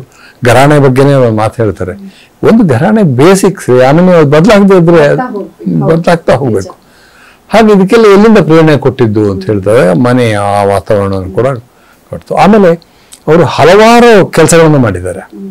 ಅವರು ಅಧ್ಯಾಪಕರಾಗಿದ್ದಾರೆ, ಆಮೇಲೆ ಸಂಗೀತಗಾರರಾಗಿದ್ದಾರೆ, ಆಮೇಲೆ ಇದು ಏನು ಸ್ಟೂಡೆಂಟ್ಸ್ಗಳನ್ನು ಟ್ರೈನ್ ಮಾಡಿ ಅದೆಲ್ಲದನ್ನೇ ಹೇಳ್ಬೇಕು. ಆಕಾಶವಾಣಿ ಕಲಾವಿದರಾಗಿದ್ದಾರೆ. ಅದಕ್ಕೆ ಅದನ್ನ ಭಾಗಗಳನ್ನು ಮಾಡ್ಕೊಂಡು ಅದನ್ನೆಲ್ಲ ಅವಾಗ ಕೌಟುಂಬಿಕ ಸಂಬಂಧಗಳು ಕೂಡ ಇದನ್ನ ಕಾರಣ ಆಗಿರುತ್ತೆ ಅನ್ನೋದು ಹೇಳೋದಿತ್ತು, ಅದನ್ನ ಹೇಳಿದೆ. ಈಗ ನನ್ನ ಸಿನಿಮಾಗಳ ಹಿಂದಿನ ಪ್ರೇರಣೆ ಅನ್ನೋದ್ರ ಬಗ್ಗೆ ನಾನೇನು ಪುಸ್ತಕನೂ ಬರೆದಿದ್ದೀನಿ, ಬಿಂಬ ಮತ್ತು ಬಿಂಬನ ಅಂತ. ಬಿಂಬನ ಅಂತ. ಆಗ ಸ್ವಪ್ನ ಸಾರಸ್ವತನ ಕಾದಂಬರಿ ಮೂಲಕ ಗೋಪಾಲಕೃಷ್ಣ ಬಹಳ ಸಾಹಿತ್ಯ ಲೋಕದಲ್ಲಿ ಪರಿಚಯ ಅಲ್ಲ. ಅವರು ನಾನು ಕೂತ್ಕೊಂಡು ಈ ಮಾಧ್ಯಮವನ್ನ, ಆ ಮಾಧ್ಯಮದ ಇತಿಮಿತಿಗಳನ್ನ ಚರ್ಚೆ ಮಾಡಿದ್ವಿ. ಸುಮಾರು 400 ಪುಟದ ಇದು ಪುಸ್ತಕ ಅದು. ಅದ್ರಲ್ಲಿ ಇದೆಲ್ಲ ಈ ಹೇಳಿರುವ ಅಷ್ಟು ವಿಷಯಗಳನ್ನ ಬಹಳ ದೀರ್ಘವಾಗಿ ವಿಶ್ಲೇಷಣೆ ಮಾಡಿದ್ದೀವಿ. ಇದು ಸಾಕ್ಷ್ಯಚಿತ್ರವನ್ನು ತಗೊಂಡಿಲ್ಲ, ಬಟ್ ಸಿನಿಮಾಗಳನ್ನ ಮತ್ತು ಅದರ ಹಿಂದಿನ ಪ್ರೇರಣೆ ಏನು, ಜಾಗತಿಕ ಮಟ್ಟದಲ್ಲಿ ಏನಾಗಿದ್ದು ಅದ್ರ ಪ್ರೇರಣೆ ಕೊಡ್ತು ಅನ್ನೋದನ್ನು ಕೂಡ ಹೇಳಿದೆ. ಜಾಗತಿಕ ಮಟ್ಟ ಅಂತ ಹೇಳಿದ್ರೆ ನಿಮ್ಮ ತುಂಬಾ ಚಿತ್ರಗಳು ಅಂತಾರಾಷ್ಟ್ರೀಯ ಮಟ್ಟದಲ್ಲಿ ಹೆಸರು ಮಾಡಿರೋದು. ನೀವು ಫಿಲ್ಮ್ ಫೆಸ್ಟಿವಲ್ಗೆ ಹೋಗಿದ್ದೀರಿ. ನಿಮ್ಮ ಚಿತ್ರಗಳನ್ನ ಅಲ್ಲಿ ಹೇಗೆ ನೋಡ್ತಾರೆ ಸರ್? ನಿಮ್ಗೆ ಯಾವ ರೀತಿಯ ಫೀಡ್ಬ್ಯಾಕ್ ಸಿಗ್ತಾ ಹೋಯ್ತು? ನಮ್ಮಲ್ಲಿ ಅಂತಾರಾಷ್ಟ್ರೀಯ ಅಂತ ತಕ್ಷಣ ಏನೋ ಬೇರೆ ಪ್ರಪಂಚದಿಂದ ಬಂದವರು ಗೊತ್ತೀವಿ, ಅದು ಸುಳ್ಳು ಇಲ್ಲ. ನಮ್ಮಷ್ಟೇ ಹುಬ್ಬರು ಬಂದು ಸಿನಿಮಾ ನೋಡ್ತಾರೆ, ನಮ್ಮಷ್ಟೇ ತುಂಬಾ ತಿಳಿದವರು ಬಂದು ನೋಡ್ತಾರೆ, ಜ್ಞಾನಿಗಳು ಬಂದು ನೋಡ್ತಾರೆ. ಇಲ್ಲಿ ಹೇಗೆ ಬರುತ್ತೆ ಪ್ರತಿಕ್ರಿಯೆ, ಅಲ್ಲೂ ಬರುತ್ತೆ. ಎಷ್ಟು ಮಟ್ಟಿಗೆ ಅಂತಂದ್ರೆ, ನಾನು ಸುರಿನಾಮಲ್ಲಿ ಒಂದು ಫೆಸ್ಟಿವಲ್ನಲ್ಲಿ ನನ್ನ ಕ್ರೌರ್ಯ ತೋರಿಸಿದ್ದೆ. ಕ್ರೌರ್ಯದಲ್ಲಿ TN ಸೀತಾರಾಮ್ ಅವ್ರ ಕಥೆ ಅಂತ ಆಗ್ಲೇ ಹೇಳಿದ್ನಲ್ಲ. ಒಂದು ಸಣ್ಣ ಫ್ಯಾಮಿಲಿ, ಮಿಡಲ್ ಕ್ಲಾಸ್ ಫ್ಯಾಮಿಲಿ, ಅವರಿಗೆ ಒಂದು ಅಜ್ಜಿ ಇರುತ್ತೆ, ಅಜ್ಜಿನ ಸಾಗಾಕ್ಬೇಕು, ಆ ಥರದ್ದೇನೋ ಕಥೆ ಬರುತ್ತೆ. ಸಿನಿಮಾ ನೋಡಿದಾಗ ಕೆಲವ್ರನ್ನ ಇಷ್ಟಪಟ್ಟರು, ಕೆಲವರಿಗೆ ದೊಡ್ಡ ಸಮಸ್ಯೆ ಬಂತು. ಅಲ್ಲ, ಇದು ಇಂಡಿಯಾ ಸಿನಿಮಾ ಅಂತೀರಾ, ಇದು ಎಲ್ಲೂ ಮುಸ್ಲಿಂ ಹಿಂದೂ ಸಂಘರ್ಷ ಇಲ್ಲ, ಎಲ್ಲೂ ಬಡತನ ಇಲ್ಲ, ಎಲ್ಲೂ ಮಹಾರಾಜರು ತೋರಿಸಲ್ಲ, ಇದು ಯಾವ ಇಂಡಿಯಾ ಅಂತ. ಸೊ ನಾನು ಹೇಳಿದೆ, ನೋಡಿ ಇದನ್ನ ನಾನು ನೋಡಿದ ಇಂಡಿಯಾ, ನಿಮ್ಮ ಯಾವುದೋ ಇದರಲ್ಲಿ ನಿಮ್ಮ ತಲೆಯಲ್ಲಿ ಒಂದು ಬೇರೆ ಇಂಡಿಯಾ ಕಥೆ ನಾನೇನು ಮಾಡಕ್ ಬರಲ್ಲ. ಅದೇ ಸಮಯಕ್ಕೆ ಸರಿಯಾಗಿ ಅದೇ ಫೆಸ್ಟಿವಲ್ ತೋರಿಸಿದ ಇನ್ನೊಂದು ಭಾರತೀಯ ಸಿನಿಮಾದಲ್ಲಿ ರಸ್ತೆಯಲ್ಲಿ ಹಿಂದೂ ಮತ್ತು ಮುಸ್ಲಿಂಗಳು ಹೊಡೆದಾಟ ಇತ್ತು. ಅದರಲ್ಲಿ ಇದೆ, ನಿಮ್ದ್ರಲ್ಲಿಲ್ಲ ಅಂತ. ಅದು ಬಾಂಬೆ ಕತೆ, ಬಾಂಬೆಲಿ ಇದೆ. ನನ್ನ ಕತೆ ಏನು ಕೋಲಾರದಲ್ಲಿ ಇಲ್ಲ, ನಾನೇನು ನೋಡ್ಲಿ ಹಿಂದೂ ಮುಸ್ಲಿಂಗಳು. ಸೊ ಈ ತರ ಬಂದದ್ದು ಇದೆ. ಅನೇಕ ವೇಳೆ ಅಲ್ಲಿ ಬರುವ ಇದು ನಮ್ಮ ಕಲ್ಚರಿಗೆ ಸಂಬಂಧಪಟ್ಟಿದ್ದು, ನಮ್ಮ ಜೀವನ ಕ್ರಮಕ್ಕೆ ಸಂಬಂಧಪಟ್ಟಿದ್ದು, ನಮ್ಮ ಸಾಂಸ್ಕೃತಿಕ ಸಂದರ್ಭಗಳಿಗೆ ಸಂಬಂಧ. ಹಾಗಾಗಿ ದೊಡ್ಡ ಹೆಗ್ಗಳಿಗೆ ನಾನೇನು ತಿಳ್ಕೊಂಡಿಲ್ಲ. ರಾಜೀವ್ ತಾರಾನಾಥ್ ಅವರು ಒಂದ್ಸಲ ಹಿಂಗೆ ಪ್ರಶ್ನೆ ಕೇಳಿದಾಗ ಅಲ್ಲೆಲ್ಲೋ ಏನೋ ಯಾರೋ ಪ್ಯಾರಿಸಲ್ಲಿ ಚಪ್ಪಾಳೆ ಹೊಡೆದ್ರೆ ನನಗೆ ಅದೇನು ವಿಶಿಷ್ಟ ಅನ್ಸಲ್ಲ ಕಣಯ್ಯ. ನಂಗೆ ಬೆಂಗಳೂರಲ್ಲಿ ಚಪ್ಪಾಳೆ ಹೊಡೆದ್ರೆ, ಧಾರವಾಡದಲ್ಲಿ ಚಪ್ಪಾಳೆ ಹೊಡೆದ್ರೆ ದೊಡ್ಡದು. ಯಾಕೆ ಅಂತಂದ್ರೆ ಇಲ್ಲಿ ಸಂಗೀತ ಗೊತ್ತು, ಹಿಂದೂಸ್ತಾನಿ ಅವ್ರಿಗೇನು ಗೊತ್ತಿಲ್ಲ, ಶಬ್ದನೇ ಹೊಸ್ತು, ಸೊ ಚಪ್ಪಾಳೆ ಹೊಡಿತಾರೆ. ಅದು ನಿಜವೂ ಕೂಡ. ನಮ್ಗೆ ಎಷ್ಟೋ ಸಲ ಕಂಡಾಗ ಅವರು ಸಿನಿಮಾಕ್ಕೆ ಪ್ರತಿಕ್ರಿಯಿಸ್ತಾ ಇದ್ದಾರ, ಅಲ್ಲಿ ಆ ಕಲ್ಚರಲ್ ಸಿಚುವೇಶನ್ ಅವ್ರಿಗೊಂದು ಕುತೂಹಲ ಇದೆ ಅಂತಲ್ಲ, ಕೆಟ್ಟದ್ದು ಅಂತಲ್ಲ, ಅಥವಾ ತೋರಿಸ್ಬೋದು ಅಂತಲ್ಲ, ತೋರಿಸ್ಲೇಬೇಕು. ಆದ್ರೆ ಅವ್ರ ಕುತೂಹಲ ಇರೋದು ಅದೇನು ಒಂದು ಅದು ಅವ್ರು ಯಾಕೆ ಒಬ್ರು ಇವ್ರು ಕೇಳ್ತಾರೆ, ತಾಯಿ ಸಾಹೇಬದಲ್ಲಿ ಅಕ್ಕ ಸಾಹೇಬ್ರು ಯಾಕೆ ಬಿಳಿ ಸೀರೆ ಉಡ್ತಾರೆ, ನಾಯಿನೇಳಲ್ಲಿ ಅವಳ ಕೆಂಪು ಸೀರೆ ಉಡ್ತಾರೆ ಅಂತ. ಅದು ಕಲ್ಚರಲ್ ಕಾಂಟೆಕ್ಸ್ಟ್ ಏನೇ ಹೊರತು ಕ್ಲಾರಿಫಿಕೇಶನ್ ಹೊರತು ಇದೇ ಆಗಲ್ಲ. ಅದ್ರ ಬಗ್ಗೆ ವಿವರಣೆ ಕೊಟ್ಟೆ ಅವರಿಗೂ ಅವ್ರಿಗೆ ಆಗ್ತಿರತ್ತೆ. ಇದು ಅವ್ರು ಹೆಂಗ್ ಬದುಕ್ತಾರೆ, ಇವ್ರು ಹೆಂಗ್, ಅವ್ರಿಗೆ ಇದೆಲ್ಲ ಮುಖ್ಯನೇ ಆಗಿರಲ್ಲ. ಅದು ಅಮುಖ್ಯ ಅಂತಲ್ಲ, ಅದು ಅಷ್ಟಕ್ಕೆ ಸೀಮಿತ ಆಗ್ಬಿಡುತ್ತೆ ನಮ್ಮ ಅನಾಲಿಸಿಸ್ ಅಂತ ಅಲ್ಲಿ. ಹಾಗಾಗಿ ನನಗೆ ಬಹಳ ಮುಖ್ಯ ಇಂಡಿಯನ್ ಇವ್ರು ಹೇಗೆ ಪ್ರತಿಕ್ರಿಯೆ ಇರ್ತಾರೆ ಅಂತ. ಅಂದ್ರೆ ಇಂಡಿಯನ್ ಅಂದಾಗೂ ನಾವು ಒಂದು ತರ ಅಂತ ಹೇಳಕ್ಕಾಗಲ್ಲ. ನಾನು ಗೋರಖ್ಪುರದಲ್ಲಿ ನನ್ನ ಹಸೀನಾ ತೋರಿಸೋದು ಬಹಳ ಇಷ್ಟಪಟ್ಟು, ಅದಕ್ಕಿಂತ ಹೆಚ್ಚಾಗಿ ನಾನು ಕನಸೆಂಬ ಕೂರ ತೋರಿಸ್ತಾ ಇದ್ದೆ, ಬಹಳ ಇಷ್ಟಪಟ್ಟವರು. ಅವರಿಗೆ ಆ ನಟ ಎಷ್ಟೊಂದು ದೊಡ್ಡ ನಟ ಅನ್ನೋದು ಕೂಡ ಗೊತ್ತಿರ್ಲಿಲ್ಲ, ಬಹಳ ಚೆನ್ನಾಗಿ ಮಾಡಿದಾನೆ ಅವನು ಅಂತ. ಎಷ್ಟು ಮಟ್ಟಿಗೆ ನಡೆದ ಅಂದ್ರೆ ಒಬ್ರು ಬಂದು ಅದಾದ್ಮೇಲೆ ನೀವು ಪ್ರೇಮಚಂದ್ರ ಗೋದಾನ್ ಮಾಡ್ಬೇಕು, ಇದೇ ನಟನ್ನ ಹಾಕೊಂಡು ಹೋರಿಯ ಅಂತ ಬರ್ತಾರೆ, ಹೋರಿ ಅವನ್ನ ಪಾತ್ರದ ಹಾಕೊಂಡು ಮಾಡ್ಬೇಕು ಅಂತ. ಅಷ್ಟರ ಮಟ್ಟಿಗೆ ಅವ್ರು ಇಂಪ್ರೆಸ್ ಆಗಿದ್ದು. ಅದು ನಿಜವಾಗೂ ಎಲ್ಲಿ ಬರುತ್ತೆ ಅಂತಂದ್ರೆ, ಎಲ್ಲಿ ಸಿನಿಮಾದ ಬಗ್ಗೆ, ಸಾಹಿತ್ಯದ ಬಗ್ಗೆ, ಇಲ್ಲಿ ನಡೀತಿರುವ ಎಲ್ಲ ಸಾಮಾಜಿಕ ಆಗುಗಳ ಬಗ್ಗೆ ಎಚ್ಚರ ಇರುತ್ತೋ ಅಂಥವ್ರು ಎತ್ತುವ ಕೆಲವು ಪ್ರಶ್ನೆಗಳು ನನಗೆ ಬಹಳ ಮುಖ್ಯ ಅಂತ ಕಾಣಿಸುತ್ತೆ. ಸರ್, OTTಗಳ ಯುಗ ಇದು. ಸೆನ್ಸಾರ್ ಇಲ್ಲದೆ ಬೇಕಾದ್ದು ಬೇಡದ್ದು ಎಲ್ಲವೂ ಮಕ್ಕಳಿಂದ ಹಿಡಿದು ಎಲ್ಲರಿಗೂ ಸಿಗ್ತಾ ಇದೆ. ಒಬ್ಬ ಒಳ್ಳೆಯ ಚಿತ್ರಗಳನ್ನ ಕೊಟ್ಟವರು, ಕೊಡ್ಬೇಕು ಅಂತ ಇನ್ನೂ ಇರುವವರು ಈ ಬೆಳವಣಿಗೆಯನ್ನ ಹೇಗೆ ನೋಡ್ತೀರಿ? OTT ಮತ್ತು ಡಿಜಿಟಲ್ ಸಿನಿಮಾ ಬಂದಾಗ ನನ್ನ ದೊಡ್ಡ ನಿರೀಕ್ಷೆ ಏನಿತ್ತು ಅಂತಂದ್ರೆ, ಈ ತರದ ಸಿನಿಮಾಗಳಿಗೆ ಒಂದು ಪ್ರೇಕ್ಷಕ ಸಿಗ್ತಾರೆ. ನಾನು ಯಾವಾಗಲೂ ಹೇಳಿದ್ದೆ ನೋಡಿ, ಅವಾಗ ನಾನು ಸಿನಿಮಾ ಮಾಡಿದ್ರೆ ಒಬ್ಬ ನ್ಯೂಯಾರ್ಕ್ ಅಲ್ಲಿ ಇದ್ದನೂ ಬೇಕಾದ್ರೆ ನಾನು ಸಿನಿಮಾ ನೋಡ್ಬೋದು, ಪ್ಯಾರಿಸ್ ಅಲ್ಲಿ ಇದ್ದನೂ ನಾನು ಸಿನಿಮಾ ನೋಡ್ಬೋದು. ನಮ್ಮ ಈಗ ಏನಾಗಿದೆ, ಬೆಂಗಳೂರಲ್ಲೇ ನಾವು ಸಿನಿಮಾ ತೋರಿಸೋದಾಗ್ಬಿಟ್ಟಿದೆ. ಯಾರೋ ಬೀದರಲ್ಲಿರೋನು, ಒಬ್ಬ ಹಾಸ್ಪಿಟಲ್ ಇರೋನು ನೋಡ್ಬೋದು. ಅದು ಆಗ್ಲಿಲ್ಲ. ಅದೇ ದೊಡ್ಡ ದುರಂತ ಅಂತ ನಾನು ಯಾವ್ದು ನಿರೀಕ್ಷೆ ಮಾಡಿದ್ನೋ ಅದು ಆಗ್ಲಿಲ್ಲ. ಯಾಕಂದ್ರೆ ಪುನಃ OTTಯ ನಿಯಂತ್ರಣ ಬೆಂಗಳೂರಿನ ಗಾಂಧಿನಗರದಿಂದ ಬಿಟ್ಟು ಇದೊಂಥರ ಕಾರ್ಪೊರೇಟೈಸ್ ಆಯ್ತು. ಸೊ ಎಲ್ಲಿಗೂ ಇರ್ತದೆ ಅವರಿಗೆ. ಈಗ ಅಟ್ಲೀಸ್ಟ್ ಗಾಂಧಿನಗರದಲ್ಲಿ ಅಡ್ವಾಂಟೇಜ್ ಏನು ಅಂತಂದ್ರೆ, ಅವರಿಗೆ ಕನ್ನಡ ಸಂಸ್ಕೃತಿ ಗೊತ್ತಿತ್ತು, ಕನ್ನಡದ ನಟ ನಟಿಯರು, ತಂತ್ರಜ್ಞರು, ಇವರು ಯಾರ್ದೇನೋ ಗೊತ್ತಿತ್ತು, ಯಾವ ಊರಲ್ಲಿ ಯಾವ ಸಿನಿಮಾ ಓಡಬಹುದು ಅನ್ನೋ ಕಲ್ಪನೆ ಎಲ್ಲ ಇತ್ತು. ಅಂದ್ರೆ ಇಲ್ಲಿಯ ಸಮಾಜದ ಜೊತೆ ಒಂದು ನಂಟಿತ್ತು. ಇವತ್ತಿನ ನಂಟು ಆ ನಿಯಂತ್ರಣಕ್ಕೆ ಯಾರಿರ್ತಾರೋ ಅವ್ರಿಗೆ ಇಲ್ಲಿಯ ನಂಟೇ ಇಲ್ಲ. ಮಾಡೋದು ನೋಡಿ, ಇವತ್ತು OTT ಯಾವ ಥರದ ಮಾಡ್ತಾರೆ ಅಂದ್ರೆ, ಇದು ಯಾವ್ದೋ ಒಂದು ಇದು ಬಿಹಾರದಲ್ಲಿ ಚೆನ್ನಾಗಿ ಓಡ್ತು ಅದನ್ನ ಇಲ್ಲಿ ಹಾಕಿ ಅಂತಾರೆ. ಇಲ್ಲಿಯ ಕರ್ನಾಟಕದ ನೋಡುಗರಿಗೆ ಬೇರೆ ತರದ ಅಭಿರುಚಿ ಇದೆ, ಅಲ್ಲಿಯ ನೋಡುಗರಿಗೆ ಬೇರೆ, ಒಬ್ಬೊಬ್ಬರ ಒಂಥರದ ಅಭಿರುಚಿ ಇತ್ತು, ಅದನ್ನೆಲ್ಲ ಸಪಾಟ್ ಮಾಡ್ತಾ ಇದೆ. ಅದು ದೊಡ್ಡ ದುರಂತ. ಹಾಗಾಗಿಯೇ ಒಂಥರದ ಇವತ್ತು ಕಲ್ಚರಲ್ ಇದೆಲ್ಲ ಇತ್ತಲ್ಲ, ಅದೆಲ್ಲ ಹೋಗ್ತಾ ಇದೆ. ಇದು ಬರೀ ಸಿನಿಮಾ ಅಂತಲ್ಲ, ನಮ್ಮ ಜೀವನ ಶೈಲಿಯಲ್ಲೇ ಹಂಗಾಗ್ತಾ ಇದೆ. ನಾವು ಒಂದು ಕಾಲದಲ್ಲಿ ನಾನು ಯಾವತ್ತೂ ಹೇಳ್ತಿದ್ದೆ, ಆ ಸಿನಿಮಾ ನೋಡ್ತಾ ಇದು ಜಪನೀಸ್ ಸಿನಿಮಾ ಅಂತ ಗೊತ್ತಾಗ್ತಿತ್ತು, ಅಥವಾ ಏನೋ ನನಗೆ ಲೆನ್ಸಿಂಗ್ ಅಲ್ಲಿ, ಕ್ಯಾಮ್ರಾ ಮೂವ್ಮೆಂಟ್ ಅಲ್ಲಿ, ಅದರ ಅಭಿನಯದಲ್ಲಿ ಗೊತ್ತಾಗ್ತಿತ್ತು. ಇವತ್ತು ಅದೂ ಇಲ್ಲ. ನಾವು ಪ್ಯಾರಾಸೈಟ್ ಅಂತ ಸಿನಿಮಾ ನೋಡಿದ್ರೆ ಅದು ಮುಖಗಳು ಬರ್ತಾ ಮಾಡಿ ಯಾವುದೋ ಬೇರೆ ದೇಶದಾಗ ಆಗುತ್ತೆ. ಅಂದ್ರೆ ಆ ಕಲ್ಚರಲ್ ಸ್ಪೆಸಿಫಿಕ್ ಆಗಿದ್ದು, ರೀಜನಲ್ ಸ್ಪೆಸಿಫಿಕ್ ಆಗಿದ್ದು ಹೋಗ್ತಾ ಇದೆ. ಅಂದ್ರೆ ನಮ್ಮ ಮದುವೆಗೂ ಹಾಗೆ, ಮೊದಲು ದಕ್ಷಿಣ ಕನ್ನಡದ ಮದುವೆ ಈ ರೀತಿ, ಬೆಂಗಳೂರಲ್ಲಿ ಈ ರೀತಿ, ಇವಾಗ ಎಲ್ಲಾ ಮದುವೆಗಳಲ್ಲಿ ಸಂಗೀತ, ಎಲ್ಲಾ ಮದುವೆಗಳಲ್ಲಿ ಮೆಹಂದಿ, ಆತರ ದೊಡ್ಡ ನಾವು ಮೆಹಂದಿ ಅಂದ್ರೆ ಏನಂತ ಗೊತ್ತಿರಲಿಲ್ಲ. ಇವಾಗ ಮೆಹಂದಿ ಒಂದು ಈವೆಂಟ್, ದೊಡ್ಡ ಈವೆಂಟ್ ಆಗಿಬಿಟ್ಟಿದೆ ಮದುವೆನಲ್ಲಿ. ಅದು ಒಂಥರ ಈ ಅಭಿವೃದ್ಧಿಯ ಪಥದಲ್ಲಿ ಅನಿವಾರ್ಯವೇ, ತಪ್ಪು ಅಂತ ಹೇಳಕ್ಕಾಗಲ್ಲ. ಅದರಲ್ಲಿ ಒಂದ್ ಕಡೆ ನನ್ನತನ ಒಂದು ಚೂರು ಉಳಿಸ್ಕೊಳ್ಳೋದು ಬಹಳ ಮುಖ್ಯ ಆಗಿತ್ತು ಅಂತ. ಕಲೆಗೆ ಮುಖ್ಯವಾಗಿ ಅದು ಬಹಳ ಇದು ಅದರ ಕಳ್ಕೊಂಡ್ರೆ ನಮ್ಮ ಐಡೆಂಟಿಟಿ ಹೋಗುತ್ತೆ, ನನ್ನ ಏನೋ ಒಳಗಿನ ಸತ್ತು ಹೋಗುತ್ತೆ ಅಂತ, ಆತ್ಮವೂ ಹೋಗುತ್ತೆ ಅಂತ ಮುಂಚೆ ಬಹಳ ಒಂದು ಹೆಮ್ಮೆ ಏನಿತ್ತು ಅಂತಂದ್ರೆ ತಮಿಳಿಗೆ ಅದರದ್ದೇ ಆದ ಐಡೆಂಟಿಟಿ, ಕನ್ನಡಕ್ಕೆ ಅದರದ್ದೇ ಆದ ಐಡೆಂಟಿಟಿ, ಮಲಯಾಳಂ ಅದರದ್ದೇ ಆದ ಐಡೆಂಟಿಟಿ, ಅದು ಕೂಡ ಇವತ್ತು ಹೋಗ್ತಾ ಇದೆ, ತೆಳುವಾಗ್ತದೆ. ಯಾಕಂದ್ರೆ ಯಾವ್ದು ಹೆಚ್ಚು ಮಾರಾಟ ಆಗುತ್ತೋ ಅದು ಕೊಲೆ ಸುಲಿಗೆ ಆ ಮಾರಾಟ ಅದನ್ನ ಹಾಕಿ, ಅದು ಯಾವ ತರ ಇಷ್ಟೊಂದು ಗಡ್ಡ ಬಿಟ್ಕೊಂಡು ಒಂದು ಕಪ್ಪು ಹಾಕೊಂಡ್ಬರು ಎಲ್ಲರೂ ಹಾಕೊಳ್ಳಿ, ಯಾಕೆ ಹಾಕೋಬೇಕು ಗೊತ್ತಿಲ್ಲ. ಆ ಥರದಲ್ಲಿ ನಾವು ಮಾರಾಟ ಆಗುತ್ತೆ. ಅದು ಹೇಳಿದ್ರೆ ಮಾರ್ಕೆಟಿಂಗ್ ಸ್ಟ್ರಾಟಜಿ ಅಂತಲ್ಲ, ಮಾರ್ಕೆಟಿನ ಬೇಕು ಬೇಡಿಗಳು ಇವತ್ತೆಲ್ಲವನ್ನೂ ಡಿಕ್ಟೇಟ್ ಮಾಡ್ತಾ ಇದೆ. ಅದನ್ನು ತಡ್ಕೊಳಕ್ಕಂತೂ ಆಗಲ್ಲ. ಅದರ ಒಂದು ಇದು OTTಯಲ್ಲಿ ನಾವು ನೋಡ್ಬೋದು. ಇಷ್ಟಾಗಿಯೂ ಎಲ್ಲೋ ಒಂದು ಕಡೆ ಅದಕ್ಕೆ ಏನು ಎವೆನ್ಯೂ ಸಿಕ್ಕತ್ತೆ ಅಂತ. ಈಗ ಇಷ್ಟೆಲ್ಲ ಗಲಾಟೆ ಏನೋ ಒಂದು ಮೂವಿ ಅನ್ನೋ ಚಾನಲ್ ಇದ್ದಿದೆ, ಅಥವಾ ಒಂಥರ ಬೇರೆ ಥರದ ಆಲ್ಟರ್ನೇಟ್ ಸಿನಿಮಾವನ್ನು ಹಾಕ್ಕೊಂಡಿರುತ್ತೆ. ನಾವು ತುಂಬ ಇದು ಮಾಡುವಂಥ ಯಾವಾಗಲೂ ನೋಡುವಂಥ ಈ OTT ಚಾನಲ್ ಕೂಡ ಯಾವುದೋ ಒಂದು ಆಫ್ರಿಕನ್ ಸಿನಿಮಾ ಕಂಡುಬಿಡುತ್ತೆ, ಯಾವುದೋ ಒಂದು ಜಾಪನೀಸ್ ಸಿನಿಮಾ, ಚೈನೀಸ್ ಸಿನಿಮಾ ಸಿಕ್ಕತ್ತೆ.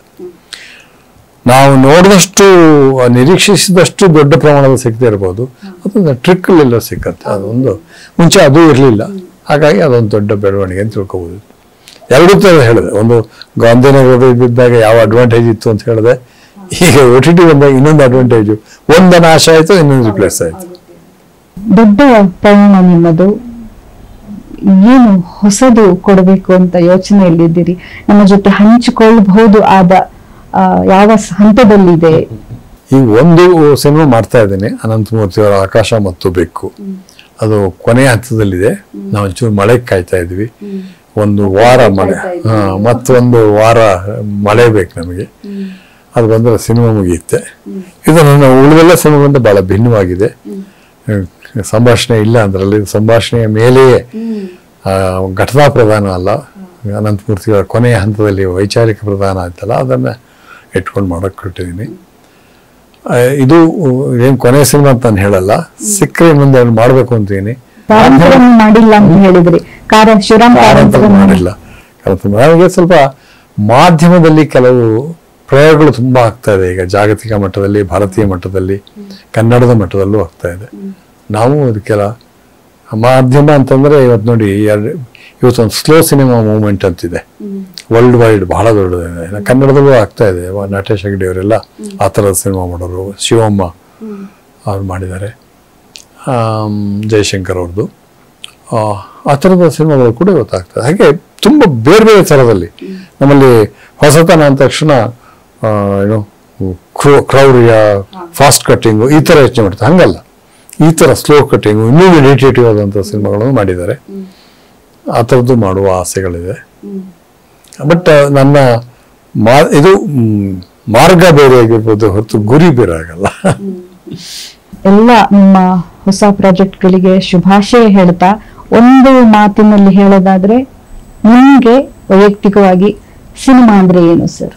ಸಿನಿಮಾ ಅಂತಂದ್ರೆ ನಾನು ಅದು ಕಥೆಯೂ ಅಲ್ಲ, ಎಮೋಷನೂ ಅಲ್ಲ. ಒಂದು ರೀತಿಯಲ್ಲಿ ನನ್ನ ಚಿಂತನೆಯನ್ನ ಬದಲಿಸುವ ಅಥವಾ ಮರು ಯೋಚನೆಗೆ ಹಚ್ಚುವ, ನನ್ನ ನಂಬಿಕೆಯನ್ನು ಮರು ಯೋಚನೆಗೆ ಹಚ್ಚುವ ಒಂದು ಸಾಧನ ಅಂತ ತಿಳ್ಕೊಂಡಿದ್ದೀನಿ.